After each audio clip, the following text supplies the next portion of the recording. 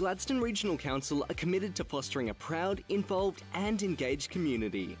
The Gladstone Regional Council Community Investment Program provides financial support to local community initiatives, projects and events which promote community connections, regional enhancements, community celebrations and community education.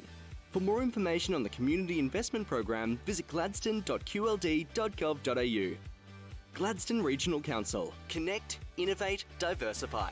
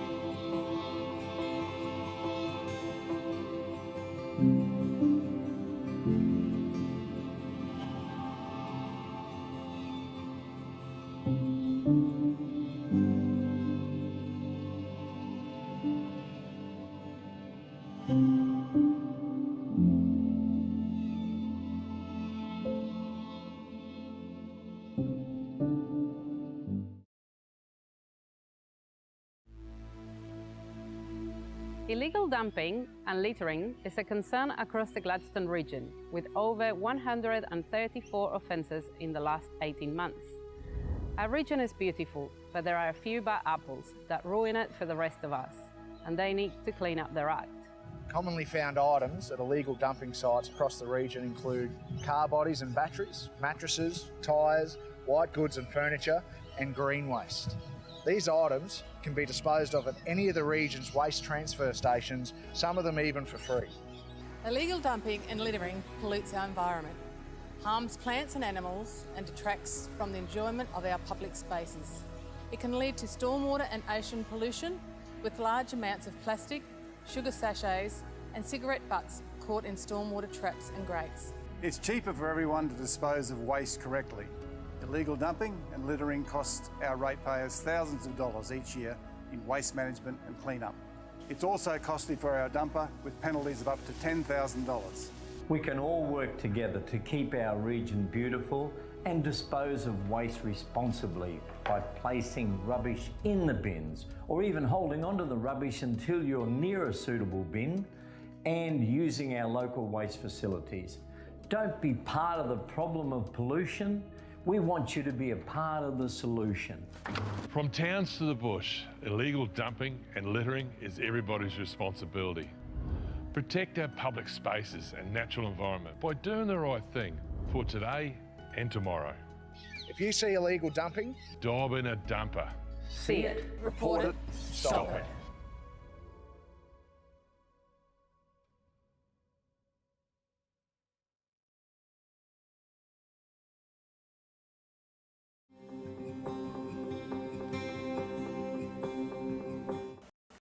Well, good morning. The time being 9 a.m, I declare open the general meeting for the Gladstone Regional Council of the 15th of February 2022.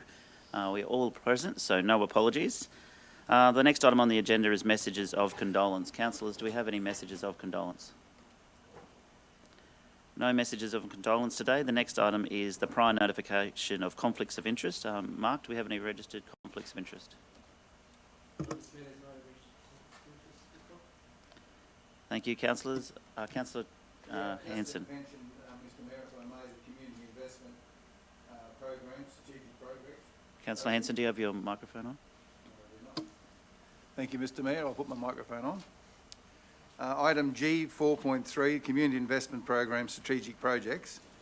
I am the patron of Gladstone Tennis and Squash, and I am a representative of the council on the board of GAPDL, which are two of the applicants in that. So I just want to let you know. Thank you, Councillor Hanson. They are not considered conflicts of interest. Thank you. Is that correct, Mark?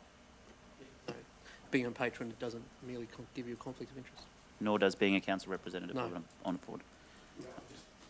I always like to inform though, Mr Mayor. Thank you, Councillor Hanson. Councillor Trevor, no, you... Right. Thank you. Fantastic. Well, it'll be a very quick meeting in that case. Thank you, Councillor Muscat. Thank you. I was, sorry, thanks, Councillor Hanson, for bringing that up. I was not going to declare a conflict of interest in the deputation for GAPDL because it's purely informational, but they're one of the applicants in one of the grants round, so I probably will declare a conflict there because I'm a director of Strong Communities and we have an arrangement with them to deliver services. So okay. I will just declare an interest on that item, but not on the deputation, if that makes sense. So that's in the same 4.3, community investment, is it? Or is 4.3. Specialised events or strategic projects? Thanks. So will you leave the room then, Councillor Muscat? Yes, thank you. Sorry, I should have brought that up earlier.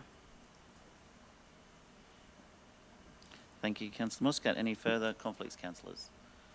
No, the next item on the agenda is the Mayor's statement on current issues, and I firstly want to acknowledge our new trainees and apprentices. 24 new trainees and apprentices were employed and started at Gladstone Regional Council on Monday the 7th, including one in the gallery joining us today, Jaden. So thank you, Jaden. They include roles in business, parks and gardens, water industry operations, waste management operations, civil construction, conservation, ecosystem management, plumbing, automotive and mechanical, live production services, financial services and business. So it's fantastic to see those 24 new trainees and apprentices start with us last Monday. This brings our intake of trainees and apprentices to 71 since 2019. So that's fantastic, councillors, and thank you, Lisa and staff, for putting on and making those new trainees happen and apprentices happen in our council area. On the weekend, I was fortunate to attend the official opening of the new Calliope Rural Fire Brigade, supported, of course, by the Gladstone Foundation and those LNG proponents who put the money in there many years ago. Fantastic to see that new facility open in Calliope for those brave men and women who get out and fight those fires when necessary. And we know all too well the work they've done recently, not only in the Calliope area, but also down around Baffle Creek and around Lowmead. And of course, the new 41 was handed over to the Lowmead Brigade at the same time. And a whole bunch of our local fireys received their National Service Awards and medals. And I won't name them individually because they're just, it's too many of them, but they've just done a fantastic job, and congratulations to them all. Also last week, Queensland Treasurer Cameron Dick was in Gladstone to announce that the Gladstone Ports Corporation, in partnership obviously with the Queensland Government, will build a $60 million ship loader Construction will support more than 200 jobs and it will be built right here in Gladstone at Port Central. Not the first time we've built a ship loader in the Gladstone region, so we know what we're doing, and this replaces the old ship loader on RG10, the very first one that was put there over 40 years ago. So fantastic to see that ship loader being built in Gladstone and supporting our coal export terminal there at RG10 for many years to come, and of course supporting our resource sector to our west in the Banana Shire and Central Highlands, and fantastic to see that happening for us in Gladstone and for CQ. And finally, today I've just posted on Facebook, I can announce, and some people in the gallery might be well aware, but Bonza, a new airline, is coming to Gladstone. It's fantastic news. They'll be flying to Melbourne, so they'll be going on sale soon, so make sure you check it out. Look up Bonza, Fly Bonza on your Facebook, and download the app, and you get a chance to win yourself a free flight to Melbourne. So with everything that's gone on with airlines over the last few years, it's fantastic to see investment back in our local airport. I want to thank Adrian Ward and the team at the Gladstone Airport. Of course, Rick Hansen is our director on the board there, so thank you, Rick, and the team for doing an amazing job at securing another airline for Gladstone. So, you know, we have Virgin Airlines, we have Qantas Airlines, but now we have Bonza flying to Melbourne. Fantastic. Thanks, councillors.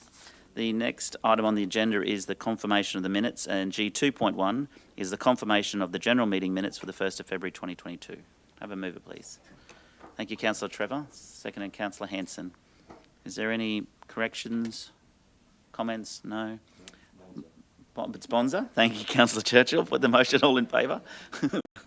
Oh, that's great. Thank you, Councillor Churchill. Thank you, councillors. The next item is our deputation. And today we have a deputation from Gladstone Area Promotion Development Limited. And I'll hand over to our CEO, Gus Stedman, and I believe Rob and Tony might be assisting as well. Thank you, Rob and Tony. Or maybe not Tony. But thank you, Gus. Oh, isn't he on the board? Oh, so that's fantastic. The IT team?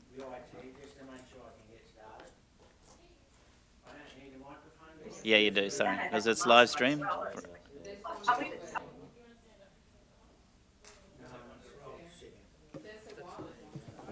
Yeah.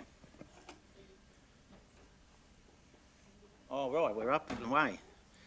Thank you, everyone. Thank you, Mayor Burnett. Welcome, and thank you, Lisa, for the opportunity. Councillors, too many to name in person. So we'll get on with it because according to the council minutes, we've got 15 minutes and 26 slides, so that roughly gives me about 33 seconds per slide. So You'll be right, Gus. No one's ever gone to time, so thank you, time. Thank you, Mayor Burnett. So I'd just like to read, or let you read, our aspiration, which was developed by Holly Myers when she was our Marketing and Communications Officer, who now currently resides as an employee of the Gladstone Regional Council. So I think it really sums up what we do. It's beautifully crafted. So elevating the Gladstone region as a diverse tourism and lifestyle destination where great begins and experiences are unforgettable. So without any further ado, I'd like to acknowledge the traditional owners on the land that we meet today, the Byali, the Gurang, the Gurang-Gurang, the Taralang Bunda, and the Gurang people. And just a quick note of commendation for the Gadajal Corporation in some of the things that they've picked up recently.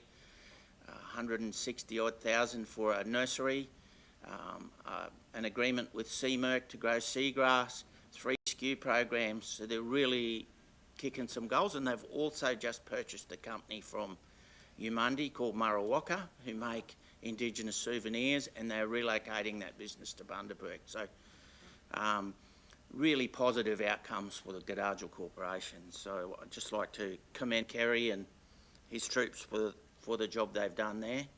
And so we're just going to quickly move on to the key highlights from Q1 and 2, which is obviously from July through to December. And I know they're busy slides, but I'd just like to point out a couple of things in the red circles. Gladstone actually, in the December and September quarter, had more visitor nights than the Bundaberg region, and we had a spend per visitor of $720 $126, which is a couple $100, almost a couple $100 more than any other region in central Queensland. It's a fantastic outcome for us. And you won't be able to read that. But if the revenue ending December, according to STR, who are the global provider, is up 49% year on year. That's a great outcome for our region. Occupancy up 34.9%. I should put my glasses on. So we'll just press on. Visitor information centres. We noticed a flattening of visitors in Agnes, and we put that down to repeat visitation. A lot of people come to the Visitor Information Centre, they spend a week there, and they come back. So people already know what they're going to do when they come to Agnes a second time, but they're not declining, and the retail sales are, you know, supporting that. So our social media stats are strong, impressions are good, our reach is good, our Facebook stats are still strong. So there's still plenty of interest in the region. Our website statistics are quite good. I'm not entirely sure how all of these things are derived, because I'm a little bit senior for some of this new technology, and things like sessions and page views and session duration and things like that. You know, if someone asked me to explain it, I'd probably struggle. So another great project that Holly worked on before she was surreptitiously consumed by Gladstone Regional Council was the Gladstone Region Guide. We reintroduced advertising, and for the first time we thought we'd made it cost neutral, but the brochure's been so successful we've had to reprint another 10,000 copies. So yeah, it's been a victim of its own success. So we're looking to do this as a yearly upgrade and to continue to refresh the advertising, because businesses come and go and things change and people change logos and fonts and different owners in different businesses, so we need to keep that upgrade. The launch parties were a considerable success. Everyone seemed to enjoy the hospitality. The turtle season campaign went really, really well. We had a stand at Stockland, had 500 entries in the competition and 273 new subscribers to our newsletter. So, you know, across the radio, railway, and the footage and the popularity of turtles is amazing, blew me away. I mean, I've grown up in this region and I don't have the fascination because they've always been there. But people from outside Gladstone that come to Heron Island, they come back and they say, wow, we saw turtles hatching and turtles laying. And so it's a really popular and huge draw card for the region.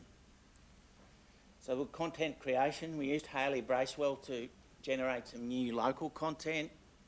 We had Sally Sees. She's an emerging Instagram influencer.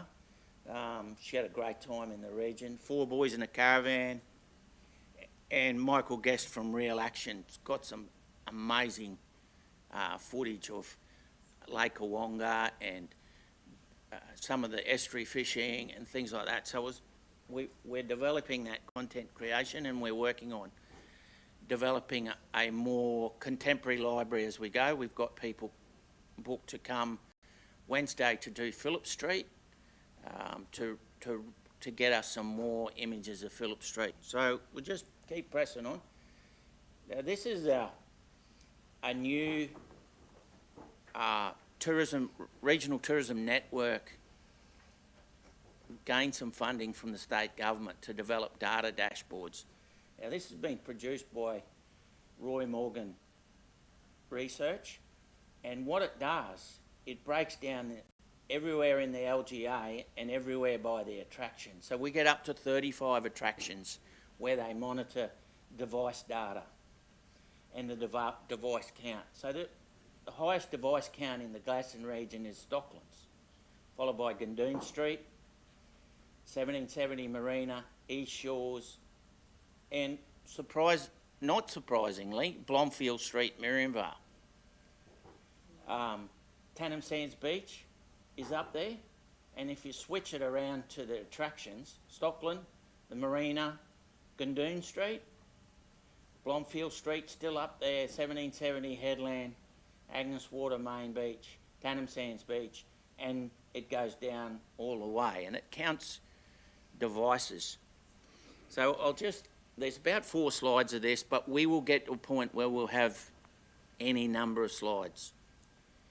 So that gives you a monthly device count growth, and it gives you the year on year, which shows us trending upwards towards the end of last year. And if you see the bottom left-hand corner in January, a 39% growth for 2022 in device count. So, sorry, can I just interrupt? Device, you're talking about mobile phones? Yes. Sorry, you're talking about mobile phones and people inquiring about the region, or actually activity within those regions? Well, not necessarily, Councillor Branthwaite, good question. Not necessarily inquiring about the region. They are in the region. So that it's GPS data, and it comes off the serial number of the mobile device. So it pinpoints exactly where people are at a given time on a certain day. Yeah, it's just a new way of looking. I've never seen it before, so it's different. So there's nowhere to hide. So that monthly growth year on year is very positive for us. And this is just a daily device count, so it goes up and down. And if we were to pick a time, like on the actual, see these spikes here, that spike there, when I put that on the live report, it tells me the exact date. So we can measure now the daily device counts from people from outside the area at any particular event. And that spike that I was referring to is the Boyne-Tannum hookup. So around about 600 unique devices from outside the area come to the town that weekend. So when events now say they attracted 3,000 people, this technology can ring fence a particular event on a particular day and tell you the exact location of where all those people come from.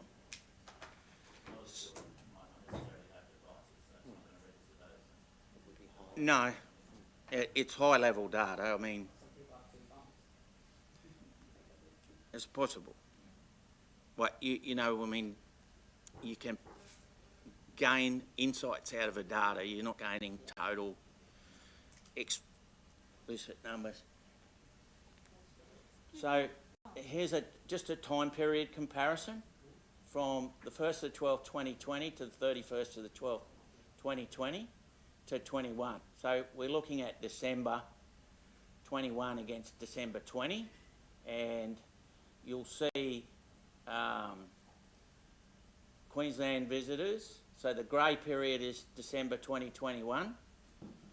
The helix personas, I'm going to have to explain this to you more in the next deputation because it's quite complex and it takes a little bit of explaining because I don't, and the real answer is that I don't fully understand it myself. So, but the LGA, Gladstone, year on year, where we had a significant uplift in December this year, last Christmas. So, very, very promising.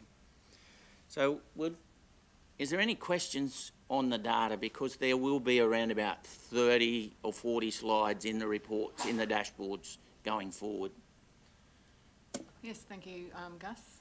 No, that's great. Is that easy accessible, or can anybody go and get that data? That's only for you to look at. Just that I think that's great for council to look at for infrastructure. If we need to do infrastructure or stuff like that, we can have a look at the data over a certain amount of months or year, and then compare it just to see where the growth areas are? Well, we can provide, we're happy to provide reports to all members and stakeholders. We can't provide access to the system itself. So there's limitations on what we can print it as a PDF and share it, but we can't give you access to be able to, you know, make your own reports and stuff out of it because there's a licensing agreement. But yeah, no, that's great. Long as you know we can, you can share that with us. I think that's a really great tool. yeah, and it'll only get better because it's going to take Air DNA data in as well, which scrapes Airbnbs, which will give you guys an understanding of what I call the unregulated market of accommodation, because there's a lot of, up to 28% of the market they're saying is in Airbnb now. So there's a lot of accommodation revenue that's slipping under the radar, and you know there's a lot of pressure on infrastructure being applied by visitors that aren't possibly being caught up in the reporting systems now. So which I think will be a really good thing. So just quickly on media and Famils. The TEQ marketing team came to Region and absolutely blown away by what they saw here. They went to Heron, they went to Agnes, they went up to Calliope. Did they do the bike ride, Dax? No. They did a fair bit in 3 days. Also, we helped Desley's team with the Rail Trail Weekender, and hopefully we may have them coming back to town for a long weekend in the not too distant future. Cruise, been working hard with Carmen from Bobwood, James from Intercruise, Acorn are researching a high-end product. We've had an information session with the Australian Cruise Association CEO Jill Abel. Our overall focus is going to be attracting a broader range of cruisers, and we've started a stakeholder meeting group with GPC and GRC and ourselves. So we are doing the groundwork and the hard yards for the resumption of cruises. Gus, who's from councils on that? Lisa, Kim. That's all. That's good. Nicola, Amy Hughes from the port. Oh, yeah. Maybe Desley. I'm not. That's right. I was just checking. Thanks. Don't expect me to know everything. No, I just want to know if it was Kim's group. That's fantastic. Yeah, no, Kim's group. Not Kim, because she's already working her fingers to the bone. Right. Events, of course. We've had the events masterclass with Andrew Keith Cameron Smith, the longest surname in the Southern Hemisphere. He was astounded. We had about 35 people come along. It was really, really good. A joint initiative with Glaston Regional Council and GAPDL. The cruise discussion, the QTIC Careers Roadshow. I'd like to pay special mention to our new membership officer, Amy. What she did, we couldn't get operators along, but QTIC had about 30 people, 20, 30 people that wanted to attend the Careers Roadshow. So Amy switched it around to grabbed a bus and took the people around to the operators instead of the operators coming to a roadshow. And it was really successful, and people were really engaged, and the operators were really engaged, and it worked really well. I think 2 people picked up a job out of it. So it was a good initiative. The Busking Championships in July was good enough to give us encouragement to run it again, and I think this year we want to include a couple of additional highlights. We probably will start a little bit later and start a little bit higher up the main street, like at the Grand Hotel as opposed to City Plaza, and just work the strip down to East Shores Yacht Club, La Familia, and all those places. So I think that'll be another good event. The Luminous Markets went very well in the main street. We had a really nice vibe when we closed off the streets. Grievin in Gundoon, not so successful. number of reasons for that, but we live and learn. The Agnes Water and the Gladstone Charity Golf Days, we raised about $10,000 all up for Smith Family Gladstone and the Agnes Water Ambulance Committee. We've sort of taken over what they used to call in Agnes the Bomber Classic, and that was always to raise money for the Agnes Waters Ambulance Committee. So the visitor guide launch, and we just recently participated in the King of Kings fishing, and I don't think the wind could have got any stronger. And lucky for the fish that the wind was so strong, because those guys still nailed massive barras, massive salmon, massive jacks, and the die-hard fishermen fish in that. It is incredible what conditions they'll fish in. Oh, Brisbane Gladstone missed out on the barra by 12 millimetres. So it was very, very close.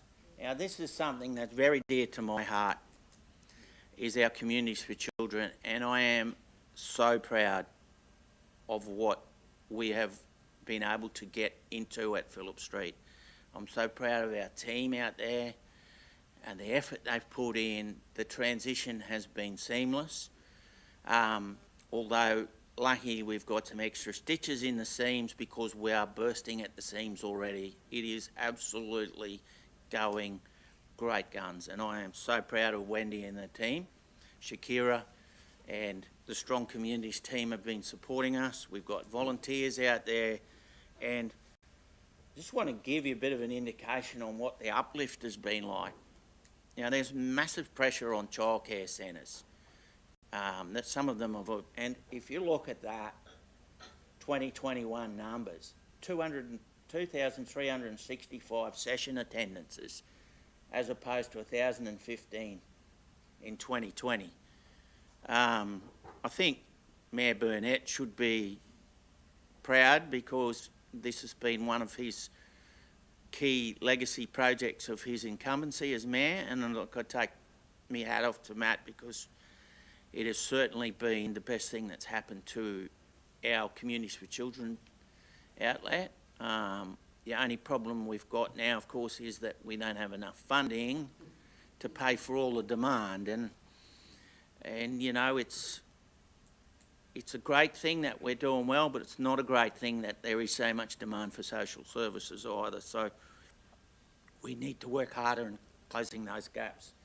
But, you know, from the bottom of my heart, I thank Wendy and Charmaine and Crystal and Shakira for the job they're doing out there, because they're really focused on great outcomes. So the next 3 years for GAPDL, it might be a bit aspirational here. You know, we could have anything. We could have the Zendev development at the Boyne Island with the boat club and a hotel.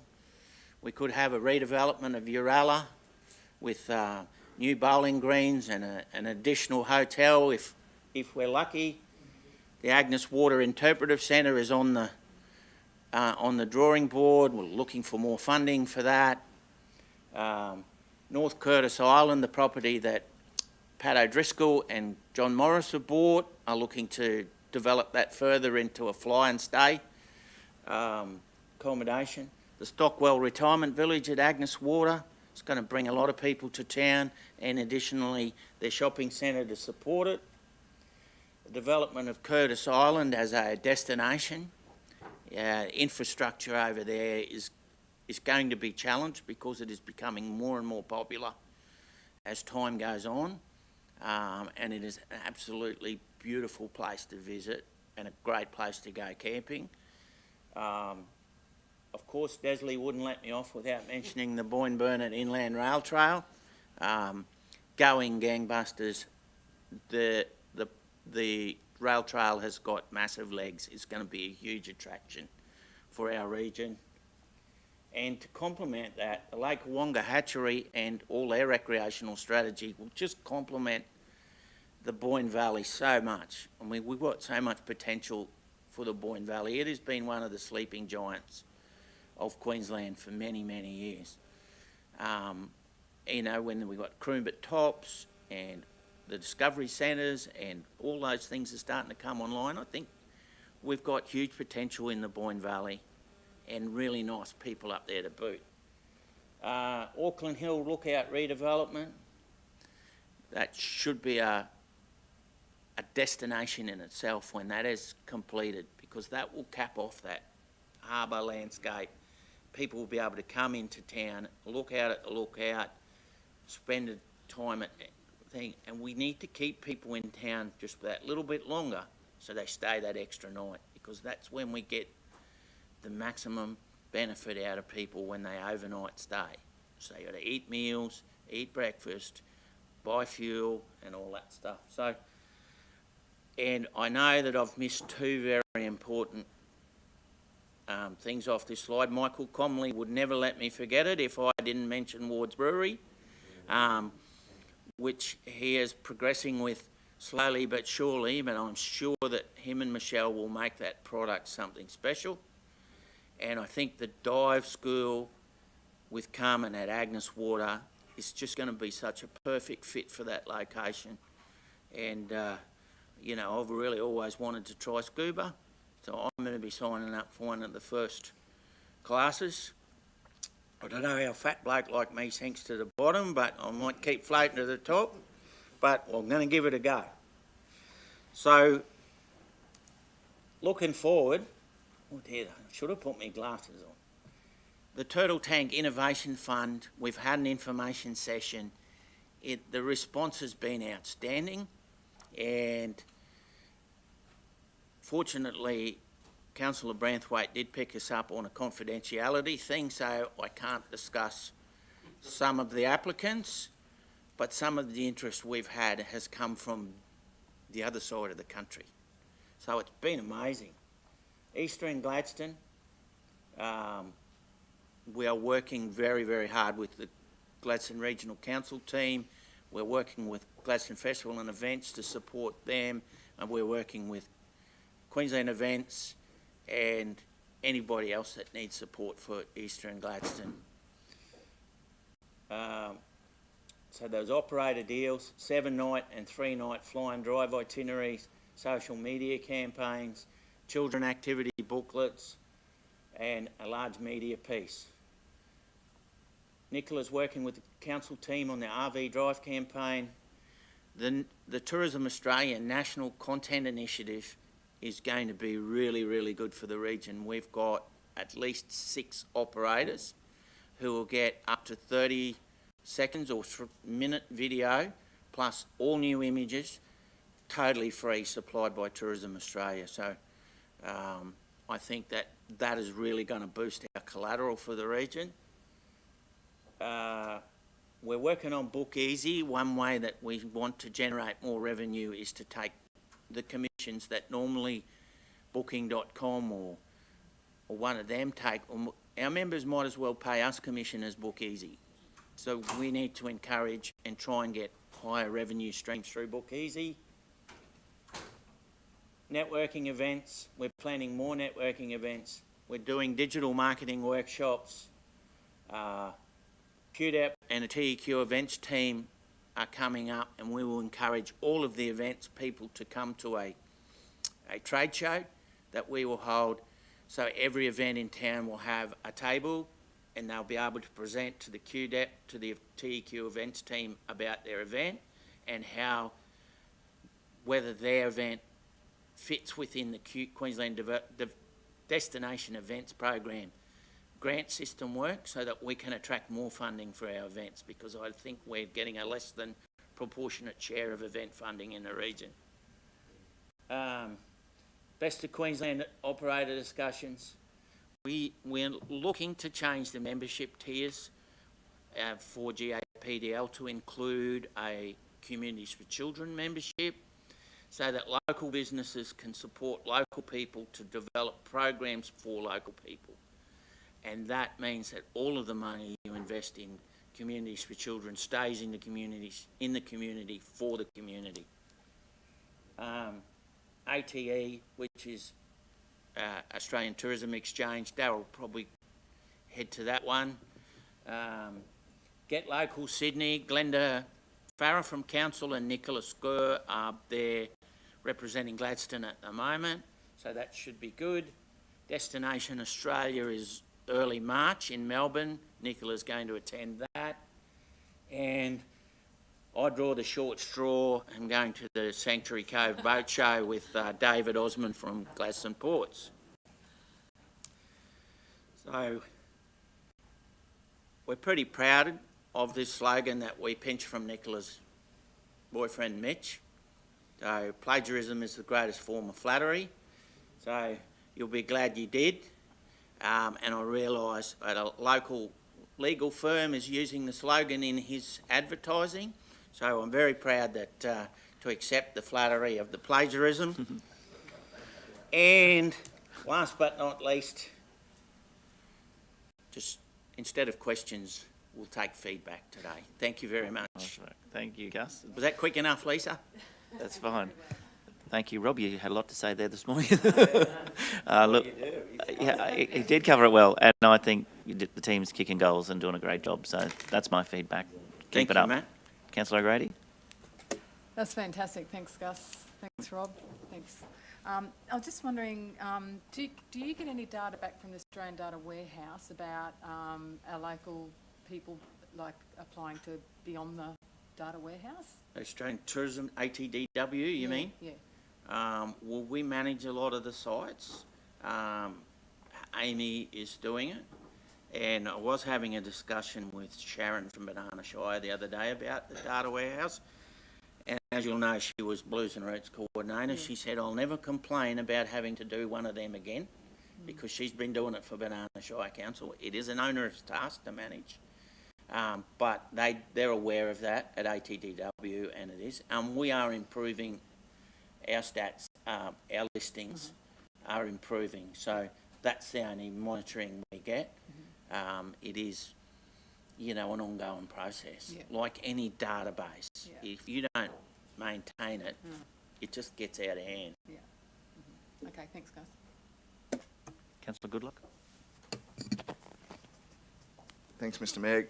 Thanks, Gus and GAPDL team. Great work. I've just got a bit of a left field one. You mentioned the Airbnb. I think it was about 30% estimated revenue and things that aren't reported and that we can't capture. I'm just questioning, and the answer may be that you have no sort of insights, but I'm wondering if you've got any insights. The Noosa Council just introduced a new local law in the interest of better regulating Airbnb.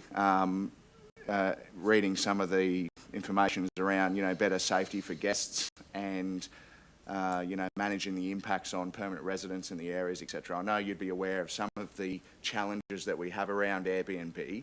In that tourism space, have you had any, that the new local law that Noosa's introduced only commenced on the 1st of February this year? I'm wondering if you've got any insights into what impacts or how that has impacted the tourism in that area, or are you talking to anyone in the tourism space that's talking about that? It hasn't been raised in our channels, but I could find out from Melanie Anderson, she's the CEO of Tourism Noosa, if there's been any pushback. But I also know that Byron were looking at a similar thing. And, there has been talk of things like bed taxes and all sorts of stuff, but taxation matters are complicated and hard to maintain. But, and we don't even know how many Airbnbs there are in Gladstone until we get this Air DNA data, which will be really helpful for us, because it's hard to imagine the impact in Gladstone being anything rather than minimal. But on a community like Agnes Water, it could be significant numbers that aren't being captured. And it could have a significant impact on infrastructure, as in water, sewerage and power and roads and stuff like that. So it'll be interesting, but it's good to be able to capture the whole of the visitor market. And some of the data, and Daryl and Glenn would probably support this, is that up until now we've had NVS and IVS, which is 3 months old when you get it, and rubbery at best. So this data will be really helpful, I think, going forward. Councillor Churchill, then Councillor Branthwaite. Yeah, thanks very much for that, Gus, and acknowledge you too, Rob, as the chairman of the board. So, quick comment is that obviously based on the exemplary presentation today and the report, you've raised the emphasis of the KPIs on the CEO. So well done, Rob. Kicking goals, as Gus keeps saying. The other one I wanted to raise was the cruise liner industry. And we spoke about this the other day down at Agnes Water.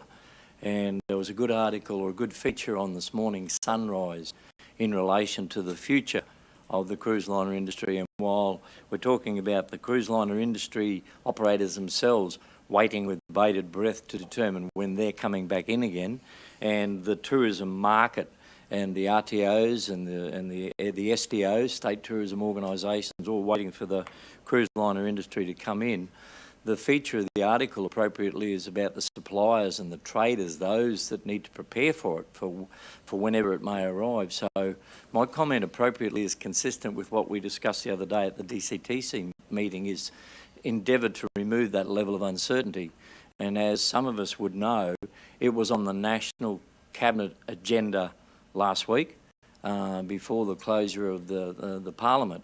We've heard a lot about opening international airline routes from all parts of the world as part of the COVID recovery. But my notes indicate that from that National Cabinet that we've heard no public outcome in relation to what National Cabinet has made in relation to a decision for the cruise liner industry. So somewhere in amongst all this pot of understanding what will open and when it will open is trying to remove that level of uncertainty, because the market has changed.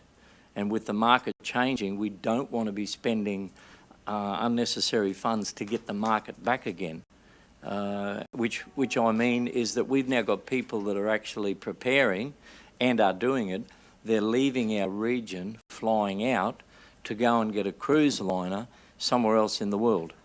So somewhere amongst it, we've got to try and reverse the agenda, or at least get an understanding from National Cabinet. So I suppose there is a question in amongst this, perhaps Rob or Gus, have you heard anything in relation to the national agenda? Because everything else seems to be opening or being prepared to open, but nothing on the cruise liner industry. I think the short answer is no. The long answer is that 80 countries are now resumed cruising. People are cruising overseas. They're cruising more safely than they ever have before. The new protocols are working.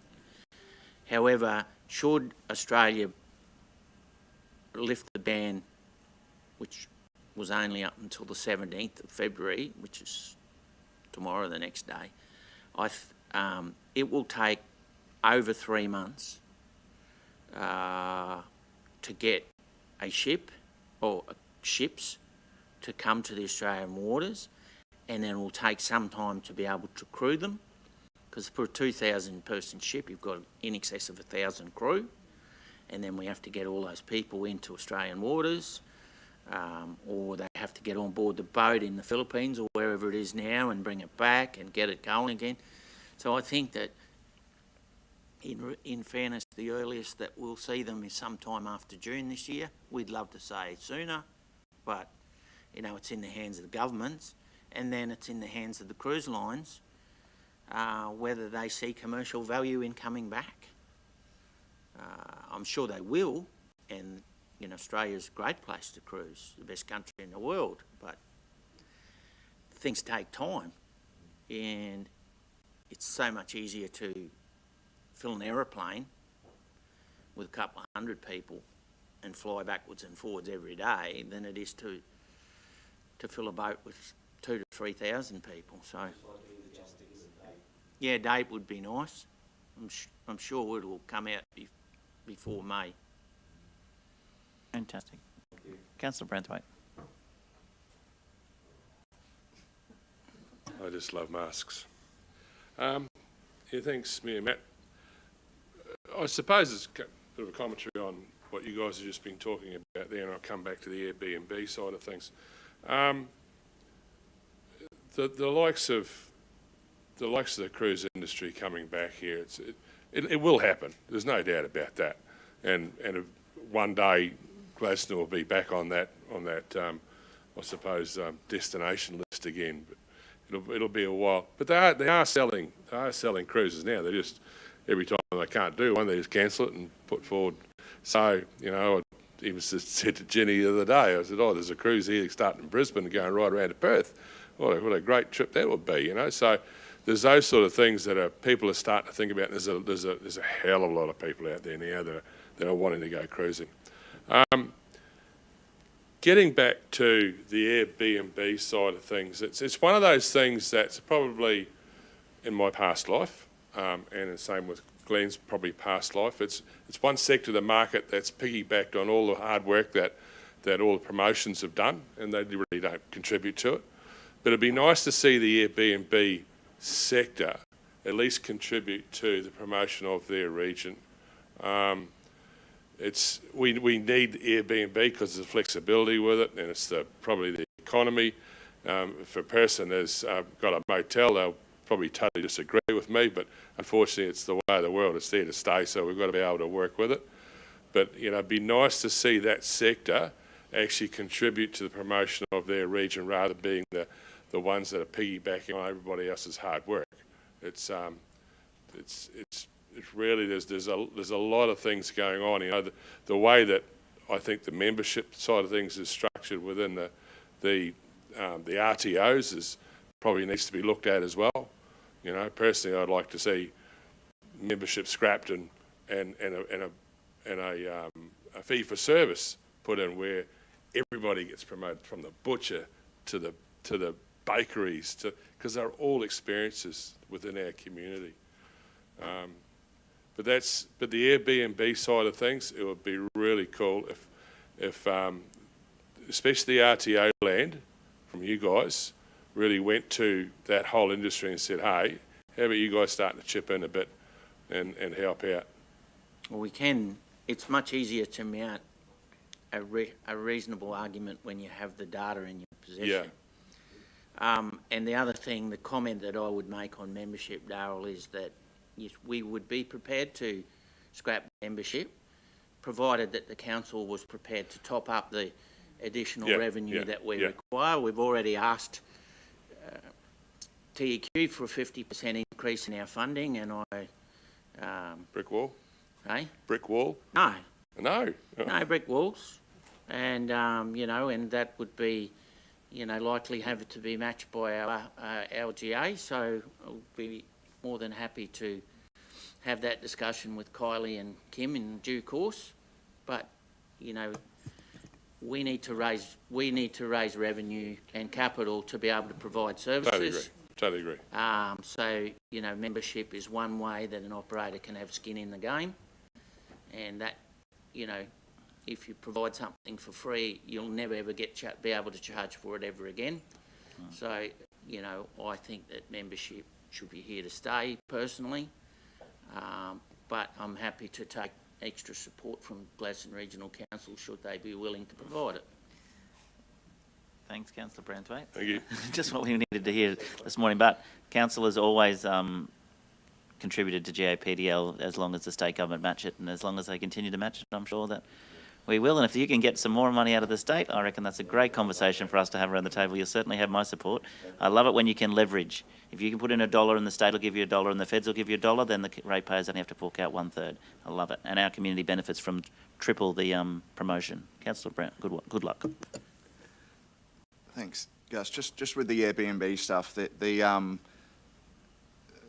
problem for councils across Queensland, as you probably well be aware, is around regulation of that market. It's very difficult for us to be able to regulate it, and we have issues where a hotel, will be subject to certain safety requirements with emergency management plans and fire safety and all those sorts of things, whereas we don't have the legal authority and ability to regulate that in the Airbnb sector. So there's a safety issue there.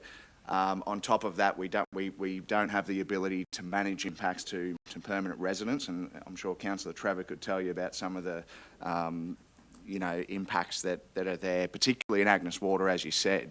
So from your perspective, it's something that I've been looking at for a while, and we've been talking as a council to particularly residents and operators in Agnes Water. Is there, do you think that, and I accept that Airbnb is a part of the tourism industry, it's an important part, it's something that we need to support and grow, and it can help our region attract people, but it's something that we need to try and do in a fair and reasonable way. Is it, from your perspective, something that we could look at? Do you have any feedback? Is it something that you think we shouldn't touch? Is it something that through the operators that you're talking to, we could do things better? Because it's a conversation that we probably will start to have, particularly given the local law that Noosa's just introduced, and we want to see how that... Yeah. See, I think in fairness to Airbnb, they're just the umbrella body. They're just scraping the top. Because what's the difference between an Airbnb and a holiday home? And a holiday home has been around since, tourism's been around since the 50s when people started to get more leisure time and stuff like that. So it was caravans and holiday homes and... It's probably, I probably shouldn't have used Airbnb. No, but... The local law that they've introduced is around short-term accommodation letting. So. Well, holiday homes are short-term letting accommodation, and then we would not have the capacity in a place like Agnes Water to be able to accommodate the amount of visitors we've got without holiday homes. So you need to take a measured approach. I think in time it will sort itself out. I think the additional expenditure that they bring to the region, irrespective of where they put their head down, needs to be considered as additional revenue and driving property value and visitor expenditure. So then we have small business operators making returns, paying commercial rents and commercial rates on their properties. So it is a challenge, and it is, like Darryl says, he's here to stay. Those service providers, those online shopping places are not going anywhere, whether it's an Amazon or an Airbnb or a Booking.com or Webjet or any of those places. We have to deal with the current reality of the world today, and it's very hard for local government authorities to take a clip of someone who's based in Luxembourg or somewhere like that, and that was always going to be the challenge with e-commerce, is getting the revenue to things. So I think partly that's the reason that the GST has been successful, is that at point of consumption, people pay. So, yeah, I think over-regulation is not the answer, but I do think a contribution to infrastructure costs should be something that's considered. So I think progress slowly and see how Noosa deals with it, because they're going to be inherently a good case study, because there's such a high density of those properties in a small area. So I think... Thank you, Councillor Goodluck. Any further questions? Rob, over to you.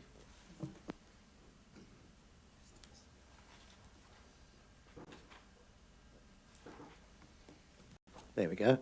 I just wanted to share, Mr Mayor and councillors, Gus's report was a pretty great report for the past year, but what we didn't touch on was the organisation itself, and I just wanted to share a vote of confidence in that organisation. I think that when I look, number one, at the board, I'll leave myself out of that. We've got a tight board with the right experience there. But I really want to focus on Gus's team. We did a lot of work last year on strategic planning, which involved, cascaded down from the board right through the organisation. And Gus has done a great job getting the focus of the team into, setting their KPIs and doing all of that stuff that's really important for their development. But the other thing that I think is important about the team and you should take confidence in is that, they're efficient, effective, and, it's all about us as a board and me as a chair and Gus as a CEO supporting that team and, and looking not to lose them because they're really doing a great job, and I just think it's important you know that. Yeah, and that's totally remiss of me not to mention the great work our team does, and certainly they spend a lot of their time keeping me in line. So I'd like to also compliment the efforts of my team. They do a great job. And thank you very much, guys and girls, for your forbearance, and I apologise if I talk too long and too much. That's all right. We'd love to hear it. And thank you, Gus, and thank you, Robin. Also, just for those watching online, the board of GAPDL are all volunteers. So thank you to the board of volunteers of GAPDL under your leadership. And previously, Lee Zimmerly, another local legend. Thank you, Lee, for your leadership for many years as well. And just on that, do you have the industry rep appointed yet? The industry rep has been appointed to the board now or not? Yes. And they have, yeah. Yes, we do, Mr. Mayor, and that's Marilyn Steele from Shell QGC. Excellent. Congratulations, Marilyn. She'll be a great addition to the board. All right, thanks. Thank you, Gus. Thank you, Rob. Resolution that the deputation be received, please, councillors. Move Councillor Churchill, seconded Councillor Cameron. All in favour? That's carried. Thank you. Councillors, we'll move on to the next item on the agenda, which is officers' reports. And our first officers' report is G4.1, which is a development application for a material change of use of premises for an educational establishment, a dive school, shop, caretaker's accommodation located at 4 Jeffrey Court in Agnes Water. And I'll hand over to the General Manager of Customer Experience, the Acting General Manager of Customer Experience, Kylie Lee. Thank you, Kylie.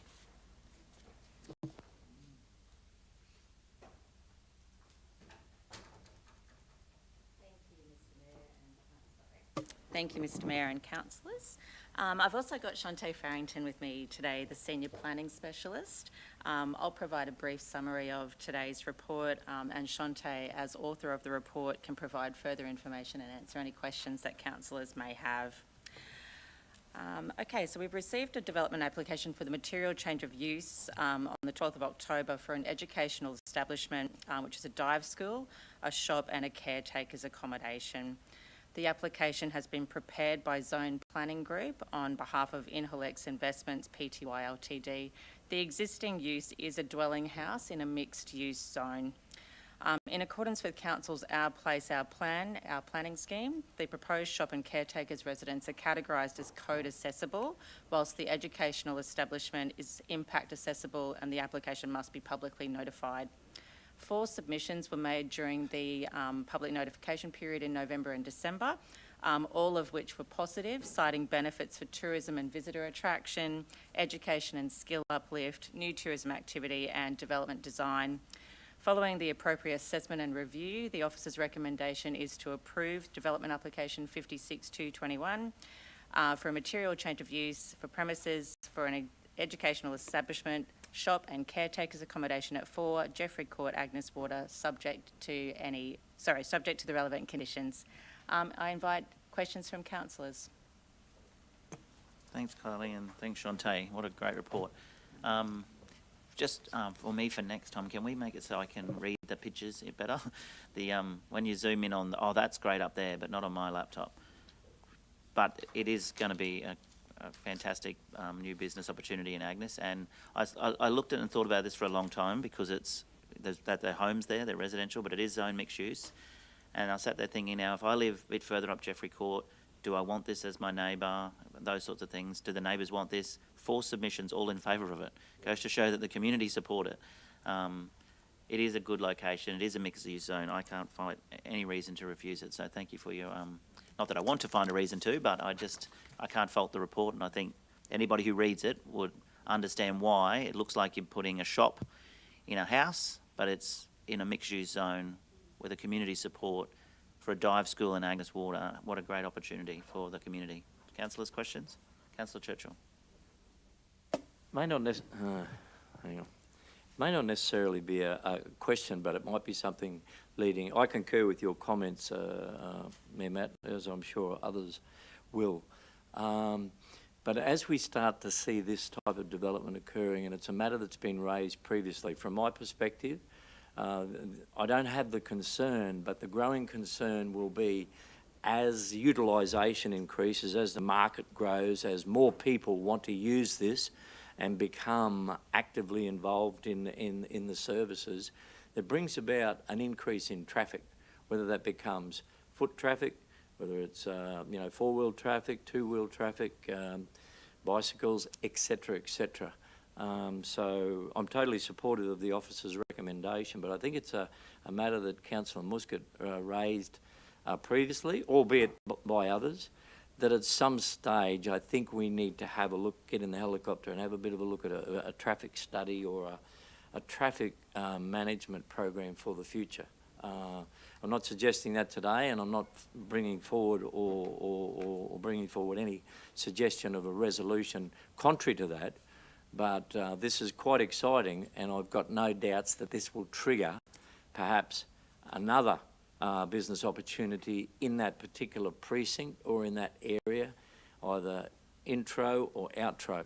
So I think somewhere in amongst it, somewhere from the operations perspective, need to start thinking about traffic management, traffic safety, people safety, and how much will that particular area be able to cater for under the planning scheme and be able to cater for the future growth. So it's a comment, unless you've got an answer for it at this particular stage. I was just simply putting it out there, but I'm supportive of the officer's recommendation.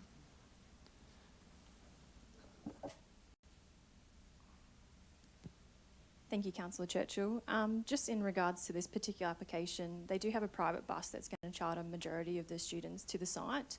So I guess when you talk to traffic impact in this particular application, it's been addressed via that protocol, but also on-site parking. So they've put 6 parks on site, and hopefully that would cater for all associated users within the site itself, not on the on-street parking, which is a noted congestion area at present.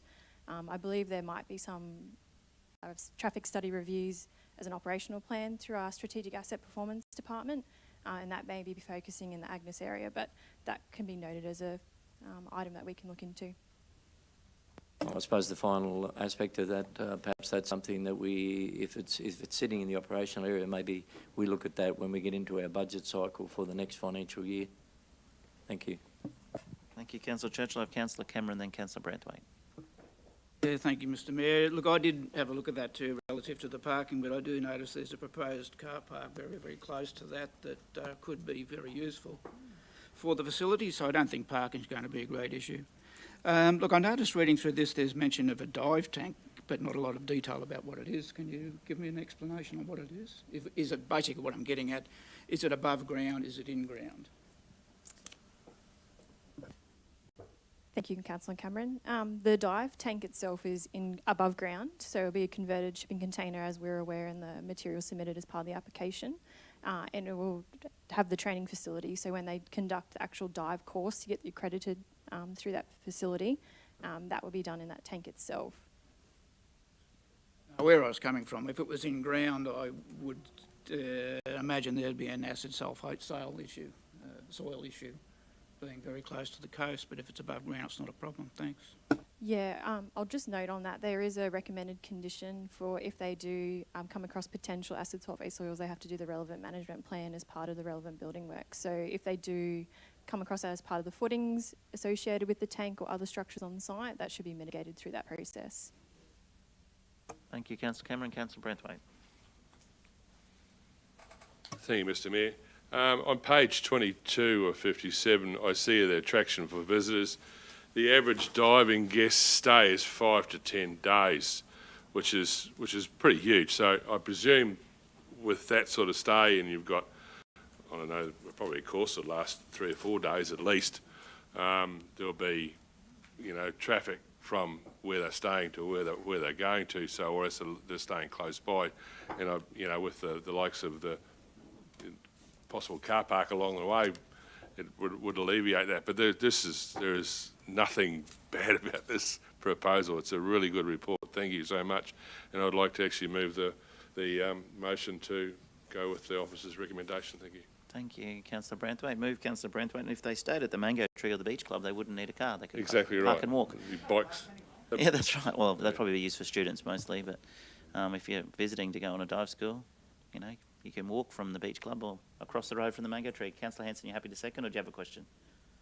Second, just Yep. comment. Thank you. Thanks for the report. Great report.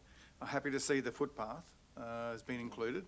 And, you know, everything that's been said before, the development is only, I think you said in there, 100 metres or 200 metres from the major shopping centre as well, so that's another attraction. So, yeah, well, I will second that, yeah. Any further questions, councillors? Have a mover in Councillor Branthwaite, a second, and Councillor Hanson. I put the motion. All in favour? Motion's carried unanimously. Thank you. Thank you, Shante. Great report. All right, councillors, the next item on the agenda is our G4.2, our Community Investment Program, and there's a number of these, and we'll start with our signature events. Signature events. And I hand back to Kylie Lee, a General Manager of Community Development and Events. Hello, and Emily as well. Thank you, Mr Mayor. Thank you, councillors. I've got our Community Development Specialist, Emily Costello, with us today, who's also the Acting Manager of Engagement and Partnerships at the moment. The Community Investment Signature event that we're tabling today involves the Gladstone Harbour Festival, which is delivered annually by Gladstone Festivals and Events, and it's one of the most iconic events in our region, which this year is celebrating its 60th year in the Gladstone region. Council has supported this event for decades and has recently just come out of a 3-year sponsorship agreement with Gladstone Festivals and Events, expiring at the end of last year's 2021 event. Council formally has provided its support through the provision of technical support for our amazing team at GECC and an in-kind and a cash component to support the delivery of logistics for the event. This year, in consultation with the committee, it's been identified that some of the financial support across the region has declined slightly, which has restricted some of the ideas that the committee have had for celebrating its 60th anniversary. I can advise that there is an error today in the report, in the recommendation. However, it is accurate in the body of the report, and I'll just outline the proposed financial investment. I do apologise for that particular error, councillors. In response to the discussions with the committee, the panel proposed the following, and that is $85,000 in-kind support, which is representative of the in-kind component of technical expertise and equipment from the GCC. $25,000 in support, which is cash support to cover security personnel, fencing and other event logistics, which totals our usual investment of $110,000. In addition to that particular investment, we would like to propose an additional $20,000 in recognition of their 60th anniversary and to provide the committee with an opportunity to uplift the event in recognition of that particular milestone. That would bring the investment to $130,000. With respect to the budget's capacity to fund this, we have unfortunately lost another signature event quite recently in the Blues Roots and Rock Festival in Agnes Water. So there is capacity within the budget to fund the additional $20,000, which we would propose would be a one-off investment in recognition of their milestone. I invite any questions councillors may have with regard to the report. I'll start. And in regards to the Blues Roots and Rock Festival, that we're rolling over their funding to them, is that correct? 100%, already in process. Fantastic. I didn't want to be taking from Blues Roots to give to Harbour Festival.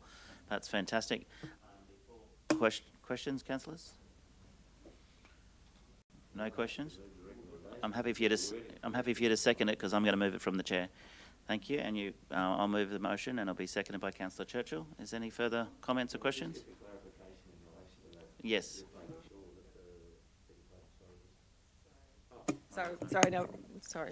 Yeah, no, I'm prepared to second it, but if we just get that point of clarification in relation to the recommendation for the funding.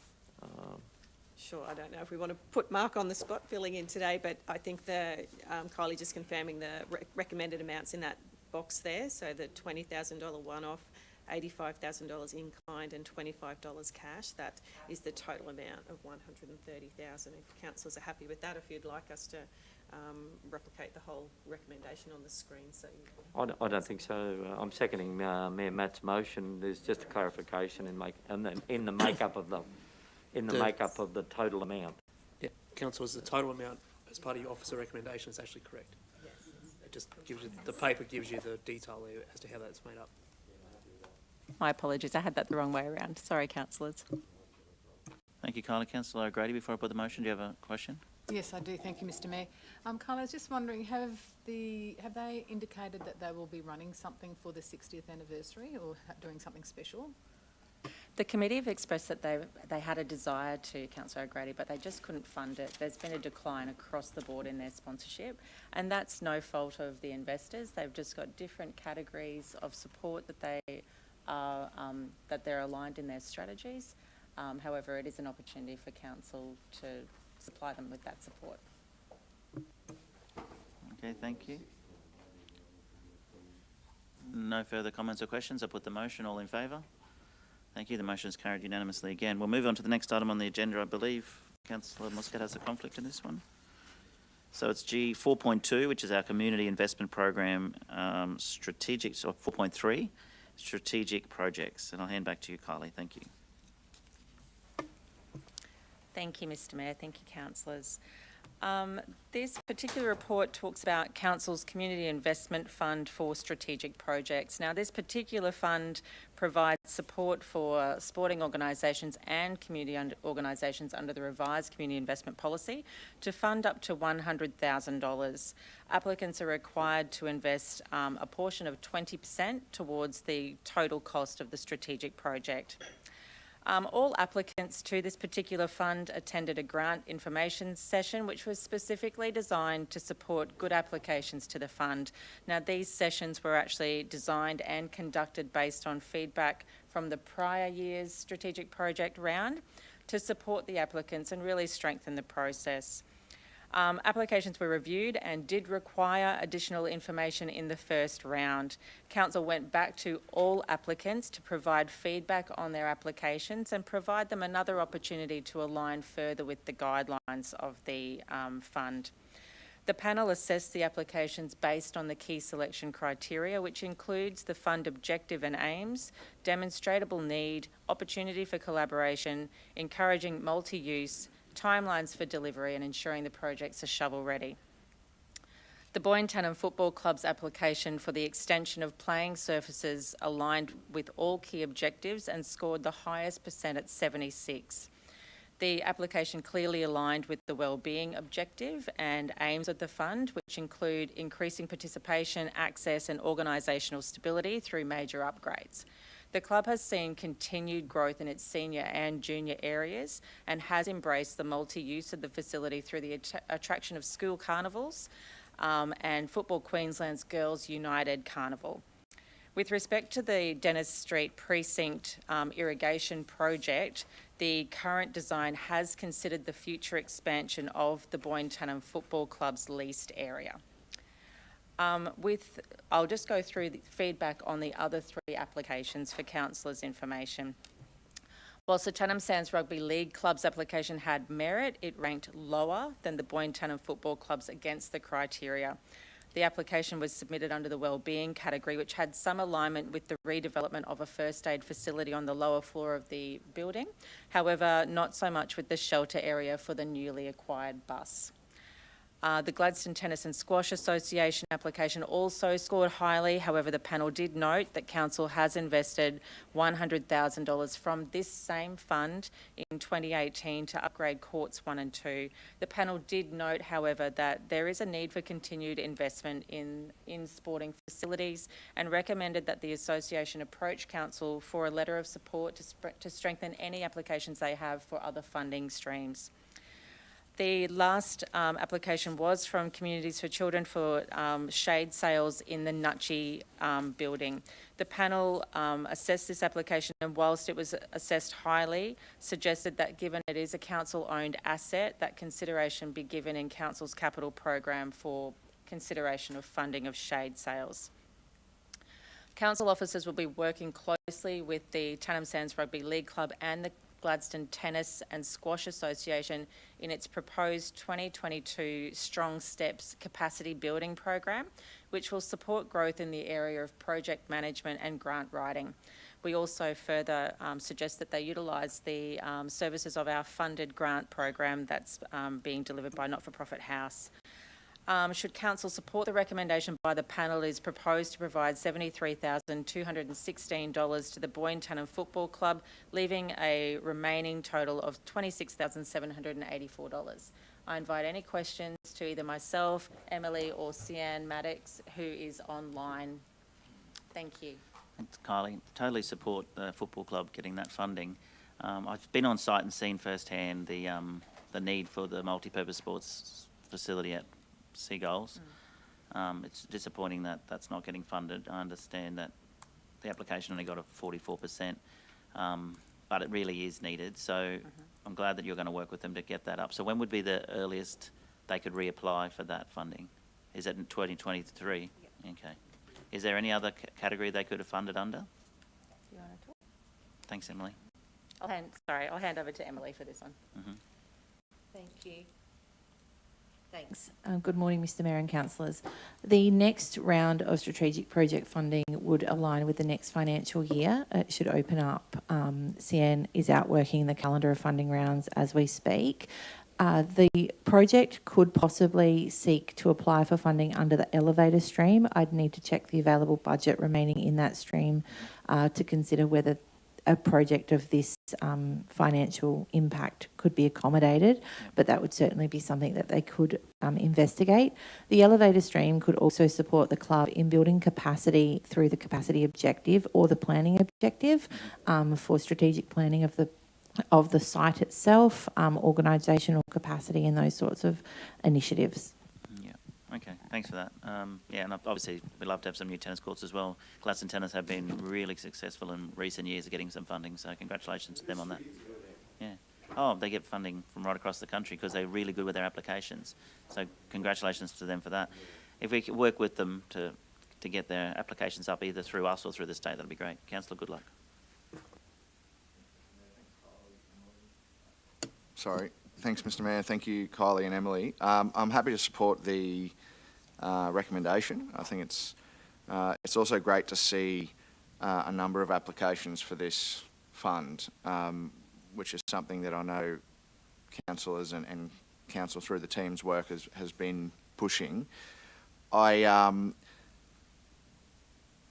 like to see more context around the framework of decision making. So I understand we've got a number of different scores, and I know there's criteria there, but for me, when as I said, I'm happy to support today, I don't have any context around how the panel came to that decision. And I'm just conscious of the fact that there is a degree of subjectivity to how we assess whether or not something is in line with the KPI. So, Mayor Matt might look at a particular component of an application and think it aligns greatly, and I might have a completely different view, and I'm conscious of the fact that that would be the same for the panel.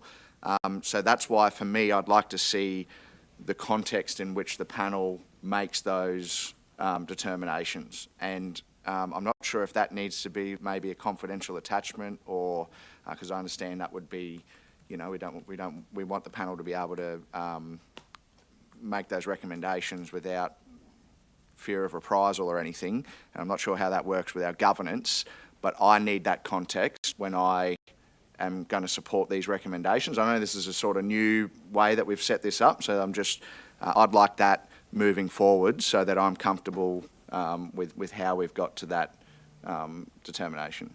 Thanks. Thank you, Councillor Goodluck. If I can just respond to that.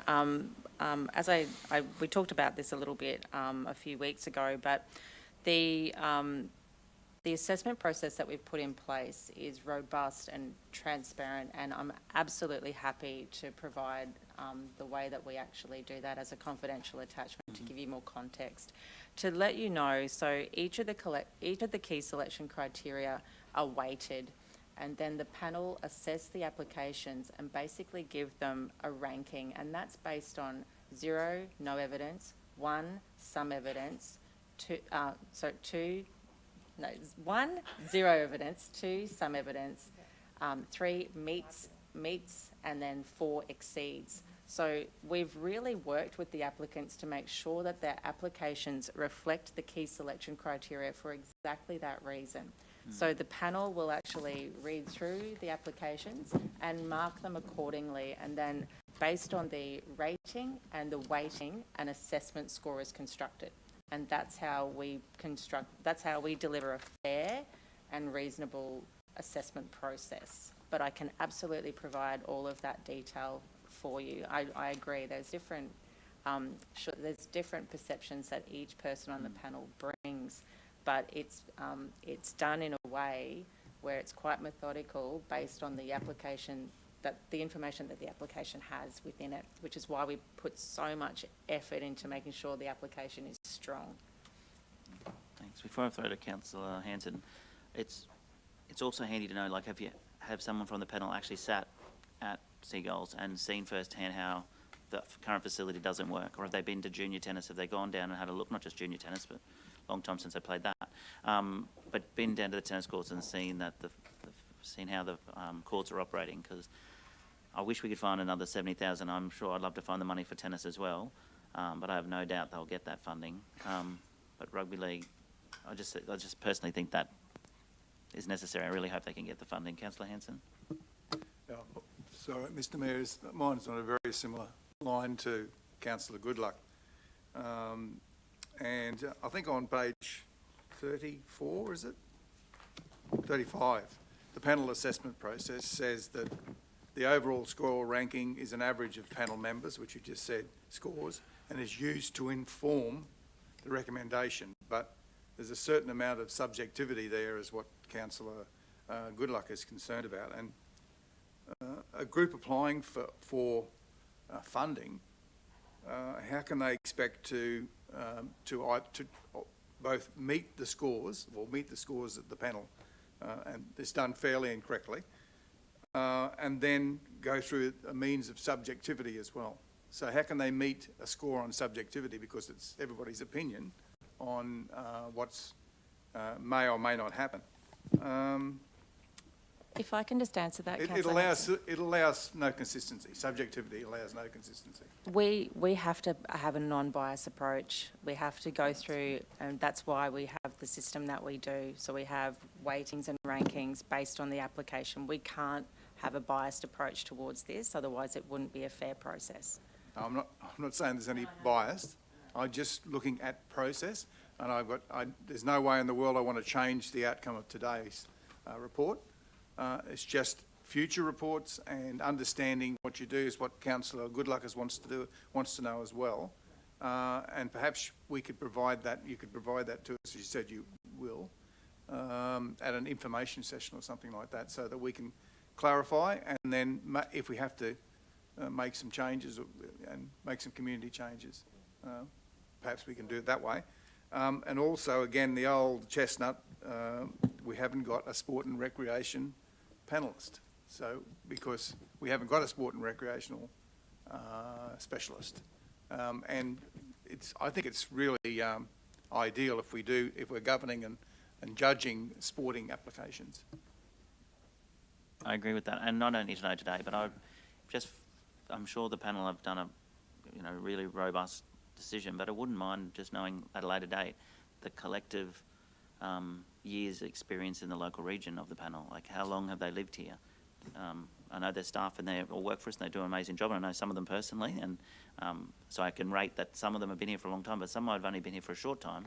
And so how do they know, like, the history of how long something's been going for and how long a club has sort of been waiting in the wings for something to happen? So I guess that's what we can do as councillors. The panel makes a recommendation, and if we don't necessarily agree completely with it, because we might have community influence, community have come to us and said something over many years, you can put that into perspective. But as I said, I'm happy to support the recommendation. I just think that maybe we need more money in that budget.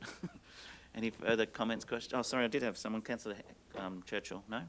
Over here, Councillor Trevor.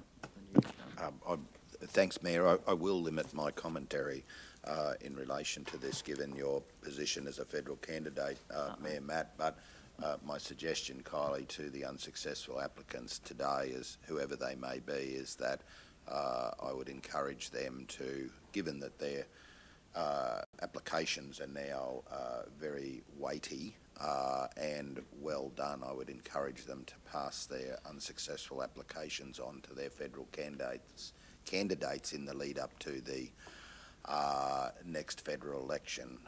I have first-hand knowledge that projects such as these are very welcomed by federal candidates in the lead up to an election, particularly in a marginal seat, and I would encourage them to do so. I'll second that motion, if that's a motion. Thank you. It can't be a motion, unfortunately, Councillor Glenn, because of Matt's position. But Councillor Goodluck. Thanks, Mr. Mayor. I'm happy with the process. I'm not trying to, suggest that the process isn't sufficient. What I have is in the report. So for me, it's just an issue of the information that I have. I've got the KPIs, the way that the assessment matrix is given, and I fully support all that.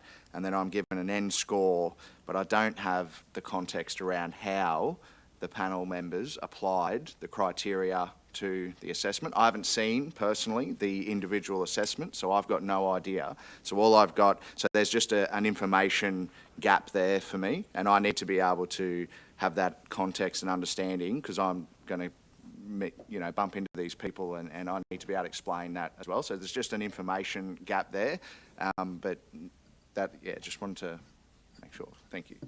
Thank you, Councillor Goodluck. There was no inference that you doubted the process, and will absolutely provide the matrix, the full matrix, so that you can have those conversations with our community. It's a really hard process. We have a small amount of funding and a lot of people who are interested in it. So whilst we would love to support them all, we just can't. There is a small amount remaining of 26,000 that potentially, if councillors would like us to investigate what we can do with that amount, I'm happy to take recommendations.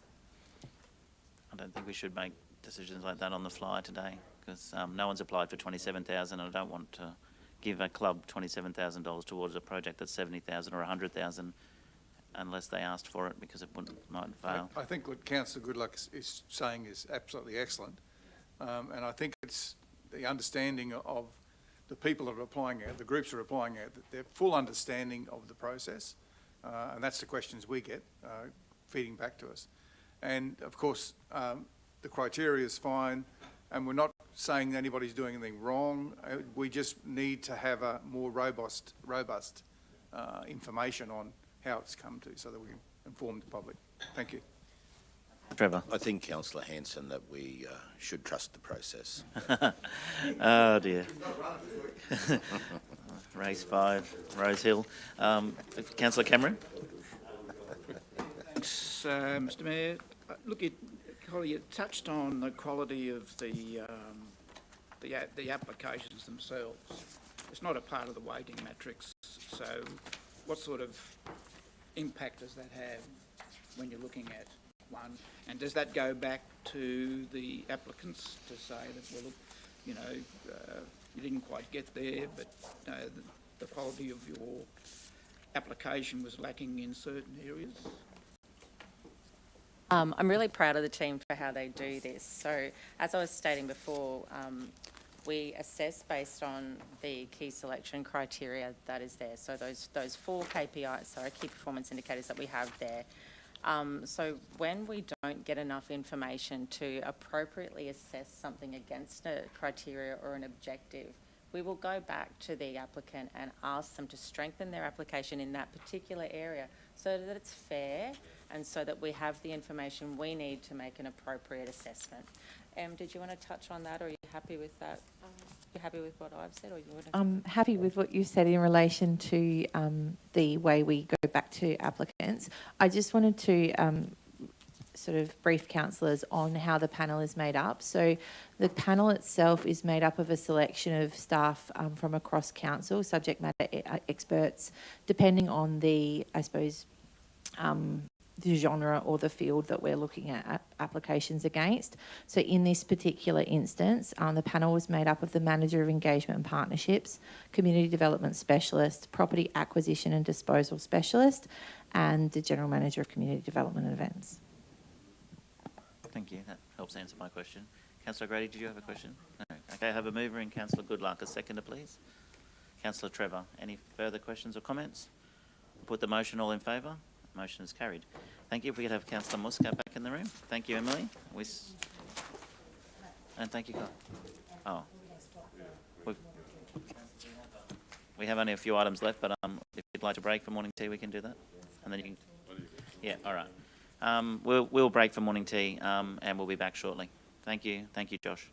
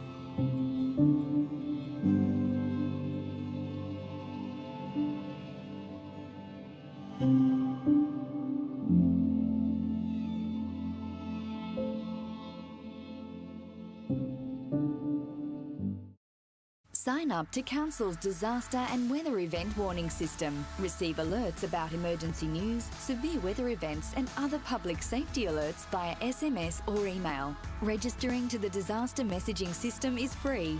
To register, visit Gladstone Regional Council's Region Watch website and click on the Register for Warnings button. Get ready, Gladstone. Take the steps to protect what's most important to you. Let's be better prepared and protected for emergencies and disasters.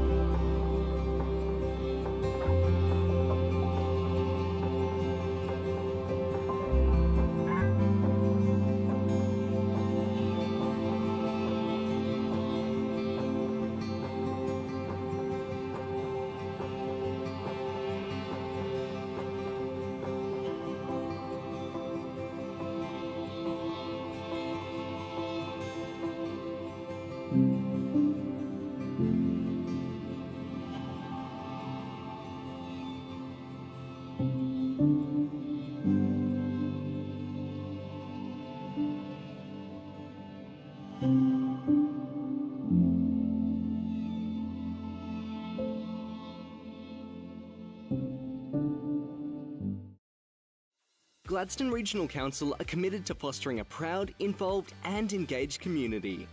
The Gladstone Regional Council Community Investment Program provides financial support to local community initiatives, projects and events which promote community connections, regional enhancements, community celebrations and community education. For more information on the Community Investment Program, visit gladstone.qld.gov.au. Gladstone Regional Council. Connect, innovate, diversify.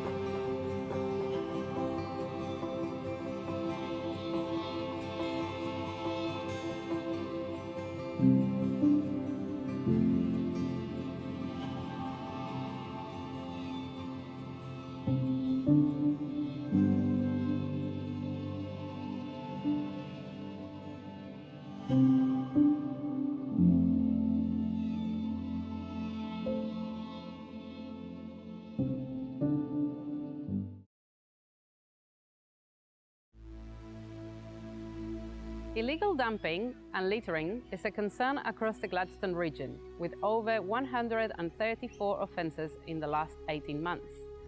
Our region is beautiful, but there are a few bad apples that ruin it for the rest of us, and they need to clean up their act.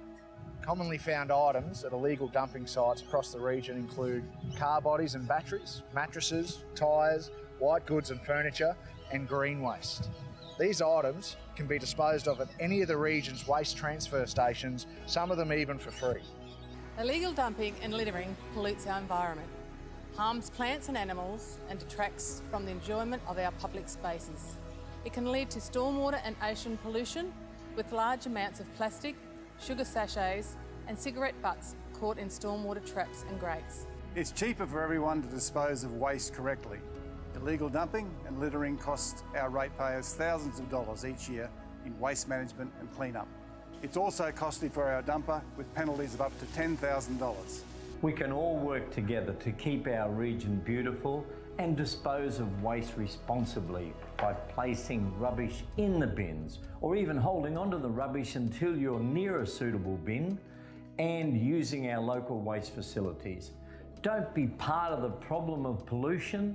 We want you to be a part of the solution. From towns to the bush, illegal dumping and littering is everybody's responsibility. Protect our public spaces and natural environment by doing the right thing for today and tomorrow. If you see illegal dumping, Dob in a dumper.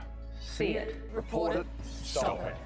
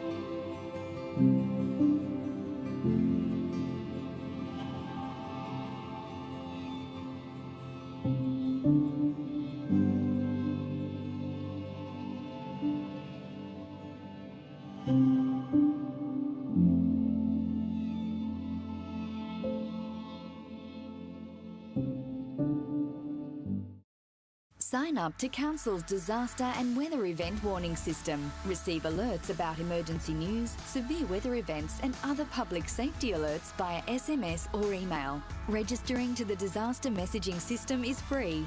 To register, visit Gladstone Regional Council's Region Watch website and click on the Register for Warnings button. Get ready, Gladstone. Take the steps to protect what's most important to you. Let's be better prepared and protected for emergencies and disasters.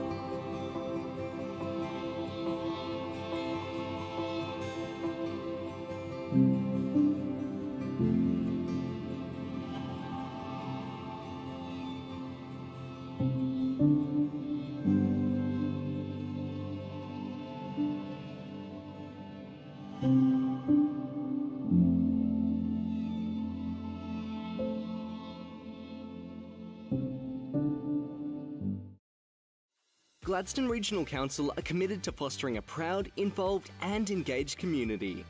The Gladstone Regional Council Community Investment Program provides financial support to local community initiatives, projects and events which promote community connections, regional enhancements, community celebrations and community education. For more information on the Community Investment Program, visit gladstone.qld.gov.au. Gladstone Regional Council. Connect, innovate, diversify.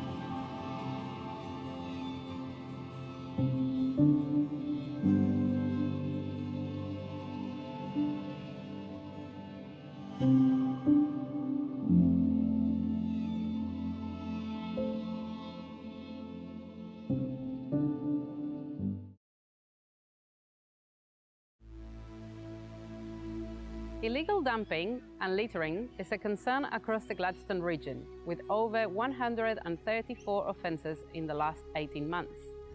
Our region is beautiful, but there are a few bad apples that ruin it for the rest of us, and they need to clean up their act. Commonly found items at illegal dumping sites across the region include car bodies and batteries, mattresses, tyres, white goods and furniture, and green waste.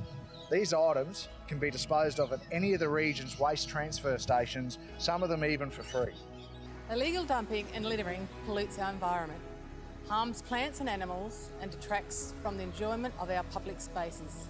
It can lead to stormwater and ocean pollution, with large amounts of plastic, sugar sachets, and cigarette butts caught in stormwater traps and grates.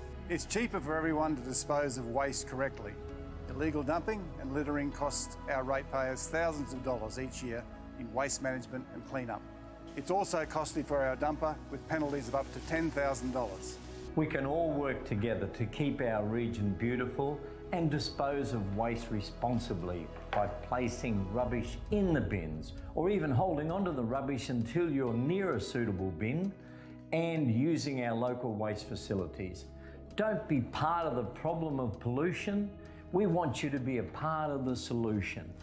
From towns to the bush, illegal dumping and littering is everybody's responsibility. Protect our public spaces and natural environment by doing the right thing for today and tomorrow. If you see illegal dumping, Dob in a dumper. See it, report it, stop it.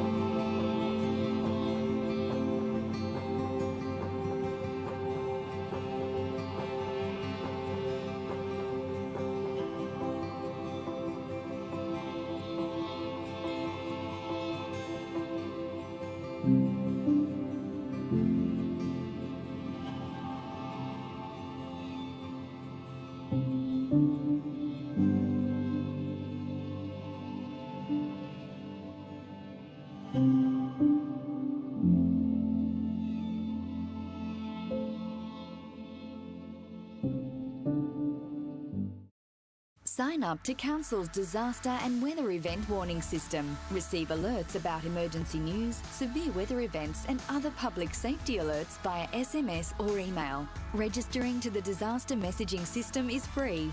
To register, visit Gladstone Regional Council's Region Watch website and click on the Register for Warnings button. Get ready, Gladstone. Take the steps to protect what's most important to you. Let's be better prepared and protected for emergencies and disasters.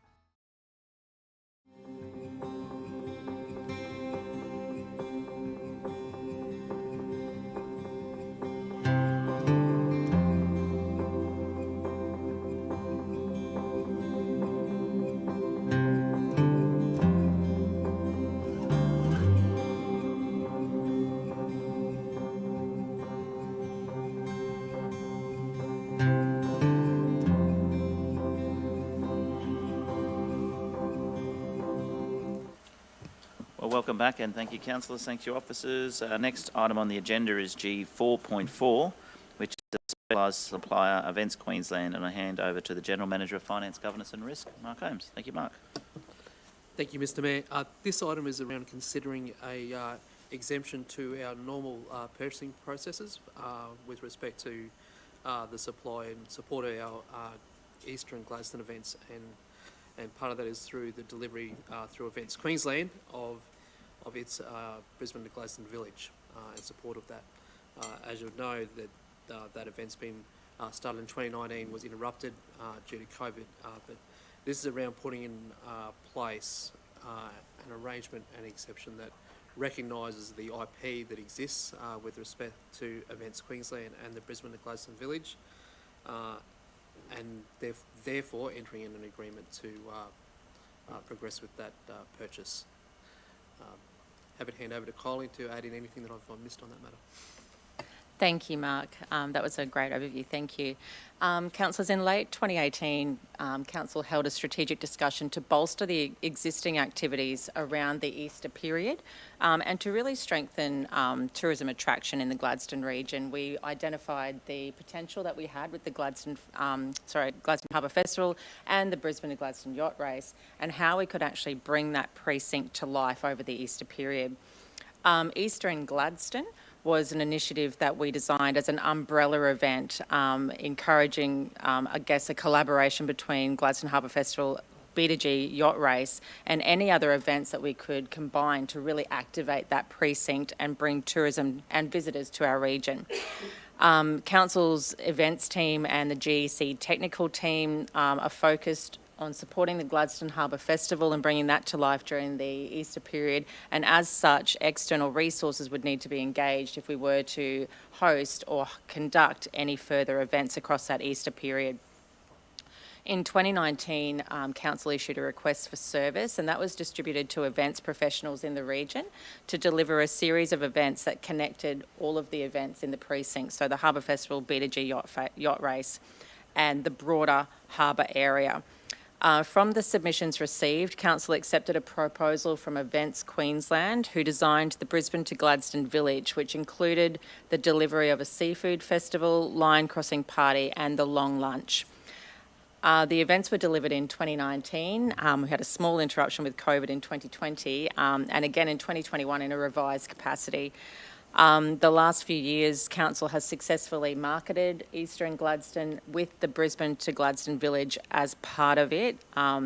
However, to ensure the continued delivery of the Brisbane to Gladstone Village as part of our destinational event, we are proposing to engage Events Queensland as a sole supplier as the owner of the intellectual property of the B2G Village for a period of 3 years. Should we do this, the agreement will include Events Queensland will be responsible for providing all personnel, equipment and materials for the B2G Village. They would be responsible for promoting and marketing the events. They would be responsible and required to participate in collaborative meetings with Easter and Gladstone key stakeholders, so including any other business in the area. The yacht club's an example of that, and use best endeavours to use local suppliers to facilitate the events.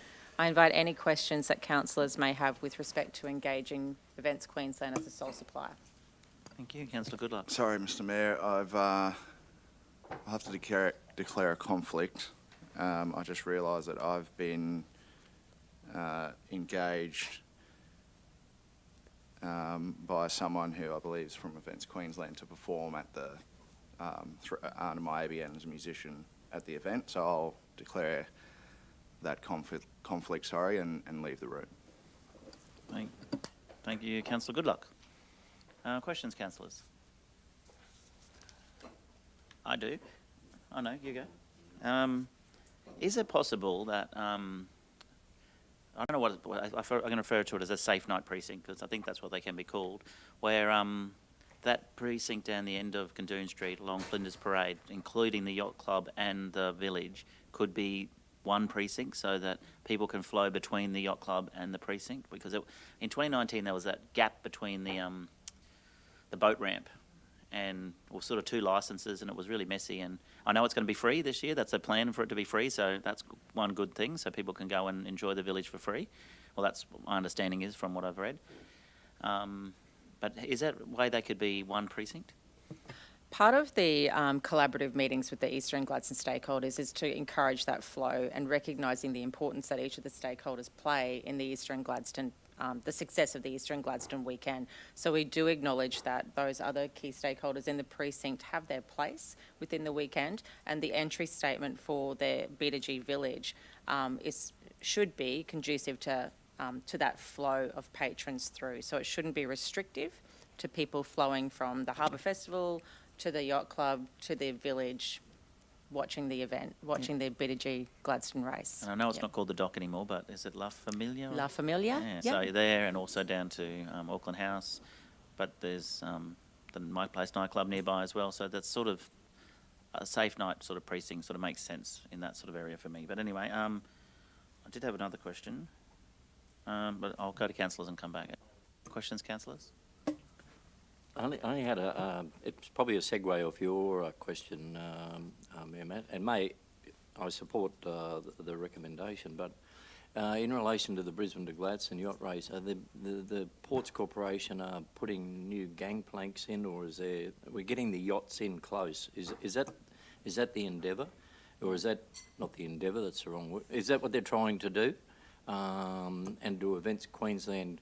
You talk about that connection down there to make it a whole of precinct. Is that part of the strategic thinking as well? I can't talk to the Ports Corporation, but I can take that on notice and find out for you, Councillor Churchill. One of the event designs is to really allow the engagement between the public and the race, and that's a deliberate event design principle. So I can talk on that one, but I can't talk about the closeness with the port. But I can take it on notice and come back to you. If you take it on notice more than anything, I suppose I can answer it's a it for segue you. of what Councillor Mayor Matt's talking about is the connectiveness. Yeah. So that there's not, no, you can't go there, but yes, you can. And so if everybody, if it's open and welcoming, there would be a greater interaction. There is. I can help answer that. So the Gladstone Marina Corporation, obviously Gladstone Ports Corporation is the major sponsor and the naming rights sponsor of the race, the yacht race. Gladstone Marina Corporation puts in a floating pontoon at O'Connell Wharf, which would be where, for those who remember the B2G Village, that's where it will be. So the boats, or the yachts rather, will pull up there, fit as many as you can. Some of the early starters or finishers will then move on, so it frees up O'Connell Wharf floating pontoon for the yachts to come in, and they hand over the traditional carton of beer and the medallion, because as some will be handed alongside, as tradition is, but some will be handed along on the wharf itself. Depends on the skipper and the VMR, and depends on the situation. No, that's terrific to hear. Thank you for that, because that is part of the success story of many of the other destinations of the major yacht races. So that's great to hear. Okay, well, the other thing I wanted to ask, it says authorise the CEO to enter a contract with Events Queensland. I'm happy for that, but how can we own the IP at the end of this contract? Is that an option?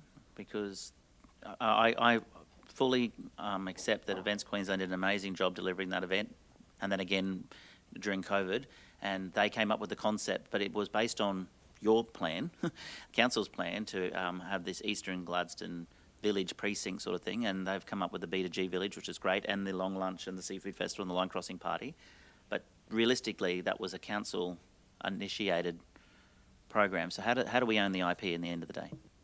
So council owns the Eastern Gladstone IP. So we own the overarching umbrella event that brings everything together.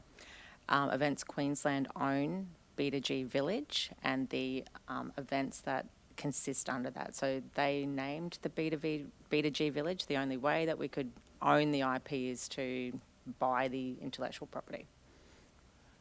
Can't be a condition of the contract? Okay, fair enough. I just want to make sure that this goes for a long time, and I am concerned that one company, albeit a very good company, has ownership of that IP. And then if we, in 3 years' time, call expressions of interest for someone to run a B2G village, they'll always have the IP. And so how do you get a fair tender process in 4 years' time? We can add that as part of the negotiation process if you'd like, Mr. Mayor. I don't need it in there. I think the CEO is sitting next to me and can hear that loud and clear. But that's just my position. It might not be councillors, and it may not be negotiable. I've got a lawyer over here who can probably tell me, don't be silly, you can't have that. But it's just a... I mean, there's also the potential of the organisation not being around anymore, or a number of different things. So it's not just that. I think it's a great thing to explore. Conversation at least with them. Did you want to add anything, Solicitor Trevor? No, that's fine. I reserve my silence, thanks, Mayor. Thank you.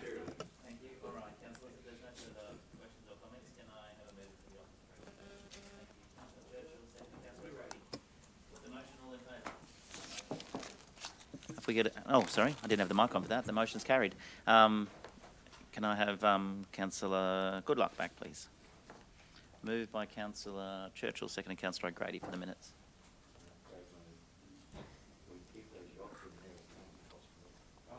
They didn't park in there last year. No.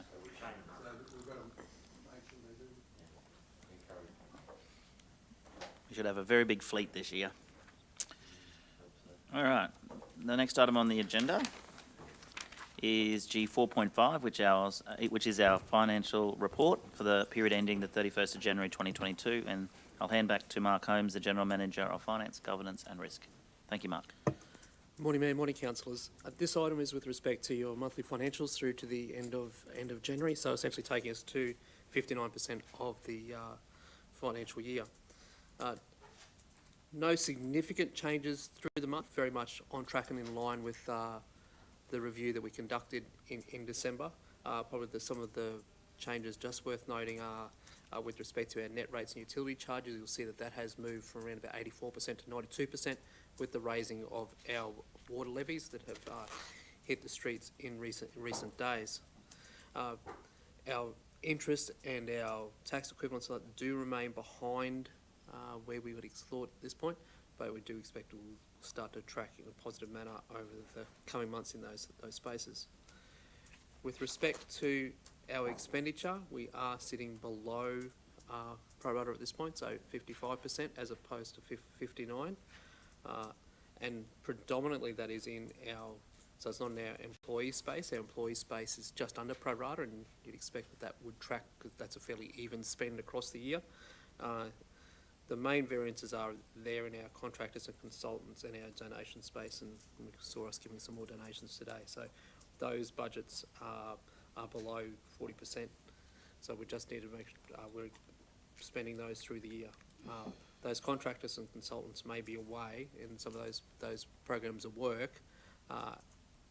As we progress through the year, they might be reviewed and become an opportunity to lower the proposed forecasted operating deficit at this point, which is forecast at 1.8 million. With respect to our outstanding rates, doing a pleasing job in that space with outstanding rates down to 7.28%. That is a significant low, and as you can see there, compared to the previous 4 financial years, is well below that. So that's a pleasing trend. Capital spend, again, and you would have received updates through other forums of that, but certainly at 28.6 million is below pro rata, and at the moment forecast to hit a $65 million spend for the financial year. So below budget, but still would require a fairly hefty spend each and every month to get to that $65 million forecast. Happy to take questions. Thank you, Mark. Do you think some of those are big, bulky items that are coming at the end of capital project, or not? Yeah, and we've let a lot of those. You know, we've let quite extended tenders. We've let a lot of our construction works for our water and sewage program. So those works are in progress, but it's just normal through our capital program that it is backloaded. Yeah, so it is generally quieter in the front of months. Yeah, and obviously through the year, and the aim is to try and smooth that line as much as possible. But our program is very heavily backloaded. Okay, questions, councillors? No questions? Oh, Councillor Hanson. Happy to move. Oh, thank you. Happy to move, Mr. Mayor. Thank you. Move, Councillor Hanson, second, Councillor Goodluck. Any further questions or comments? Put the motion. All in favour. That's carried. We'll now move to G5, which is councillor reports. There's no written councillor reports, but Councillor O'Grady and Councillor Churchill have some verbal reports, I believe. Councillor O'Grady. Yeah, thank you, Mr. Mayor. I had the pleasure of taking Minister Mark Bailey out to the rail trail last Tuesday, so I think he was very impressed with how the trail's going, and just wanted to show him. He couldn't make it for the opening, so just took him out there to show him what we had to offer, and he was really, really impressed. I'd like to also thank Matt from M1 Cycles. He not only lent us 2 electric bikes, but he actually lent us his van as well, because the bikes wouldn't fit on my rack, so on my bike rack. So so thank you to Matt for that. So there's some exciting things happening within the rail trail world. And also Rail Trails Australia, the calendar was the first page, which was January. The calendar was one of the bridges out on our rail trail. So out of all the rail trails in Australia, we got one of the 12th positions, so which was really good. And also featured in the December magazine too, so which was great. So yeah, Mark was very impressed. Thank you. Thank you, Councillor Grady. Councillor Churchill. Yeah, thanks for that. Just a quick question, Councillor Desley. Did the Minister first-hand personally recognise the need for continued funding from the government to the Boyne-Burnett Inland Rail Trail? I think he realises, yes, that there should be some more funding available coming soon, I hope. Great to hear. Yeah, thanks, Mayor Matt. This one's hot off the press more than anything. It's only just come to me today, is that just to make you aware that there's been a lot of talk about funding that this council provided to the Gladstone Midday Rotary in relation to be it lighting up and colouring up the silos. So it's a partnership project through RADF, and as we all know, the Gladstone Regional Council and the Queensland Government are co-funders of the funding. So at this stage, as a community workshop, I just wanted to make everyone aware, and I'll distribute, or Tisha will distribute the information. But it's a potential Gladstone projection project. So the Ideas Distillery are the consultants that have been appointed by Gladstone Midday Rotary. They've been engaged by the Rotary Club, Gladstone Midday, to explore the feasibility of a large-scale projection work on a built structure somewhere within Gladstone, in the Gladstone city. And obviously Gladstone Midday Rotary are keen now, as part of their feasibility study, to find out what potential places that people will think this type of work could be produced. And so they're planning to engage with the community now. So that's the next stage in the feasibility study. And this will be on Wednesday, the 23rd of February, 2 p.m. to 3:30 p.m. at the Gladstone Bowls Club. And this information will be distributed to by Gladstone Midday Rotary and be it others in their networks. So that's the actual community workshop to determine appropriately and find out more on how this project could proceed and benefit the Gladstone region. And Rob Gibb, the chair of RADF here this morning, has been part of that, and Dave Manton and others are leading that. And then on Thursday, thanks for this. Yeah, can I just mind. Then on jump Thursday, in? Rob Gibbs, the chair of GAPDL. You're the chair of RADF. Oh, sorry. What did I say? Chair of GAPDL. Yeah, sorry. Oh, have you resigned? No. I'm still chair of RADF. No, not yet. No, did you want my resignation? No. But the other one is important, which is the Thursday, the 24th of February, 6 p.m. to 7:30 p.m, again at the Gladstone Bowls Club, which is the subsequent day. There will be an engagement then to determine appropriately how this could all work, and trying to engage with artists as well and those that might have ideas. So I suppose it's probably very, very consistent at this stage with our three corporate aspects of the Gladstone Regional Council, is to connect, innovate, and then try and create some level of diversity in the art world in public space. So those two workshops will be held, and I'm sure the information will be distributed today or tomorrow. Thanks, so Councillor. Thank you for that. Thanks, Councillor Churchill. Councillor Branthwaite. Oh, thank you, Mr. Mayor. I just sort of touch on the Gladstone Healthy Harbour Partnership report card that has just been released in the last couple of weeks. This report card, which is available online, you just go on the website, it's available there, is really quite indicative of the increased improvement of our harbour and our waterways. There's quite a good quality of water improvement. There's certain areas which we're on the cusp of going down a grade, and they've actually gone down it, which is actually the corals in the region. So, and the same issue is happening up the coast, and there's similar sort of environments and catchments that we're looking at here through up and down this coast. So it's scientific reasoning behind it is a bit puzzling, but without going too much into depth of all this, most of the things that are tested on here have gone from, between a B and an A grade, which is really quite amazing.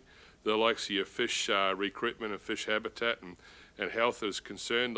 They target some species like brim, barred javelin, which are your grunter, barramundi, blue catfish and mullet. So they've gone from a B rating to an A rating. So there's been quite a vast improvement. There's a lot of reasons for that, Mr. Mayor, and it's a lot of it's to do with very little runoff. Obviously, with the drought, it's had very little impact on the harbour.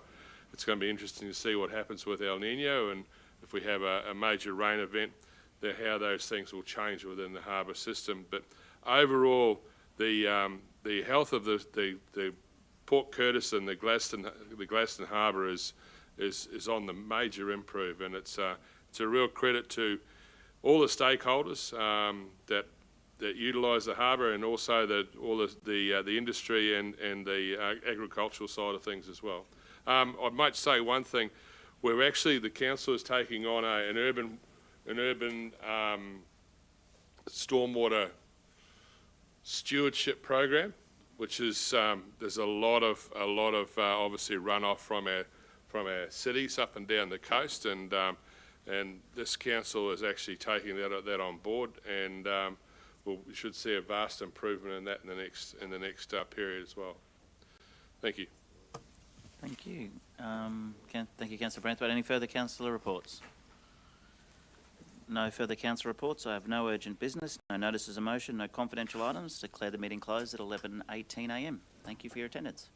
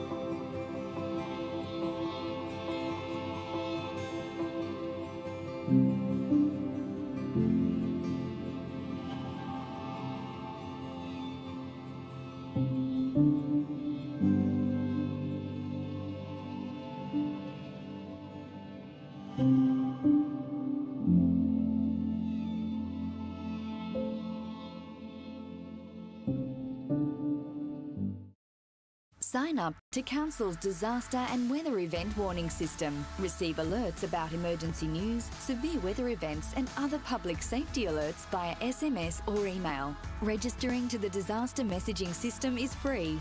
To register, visit Gladstone Regional Council's Region Watch website and click on the Register for Warnings button.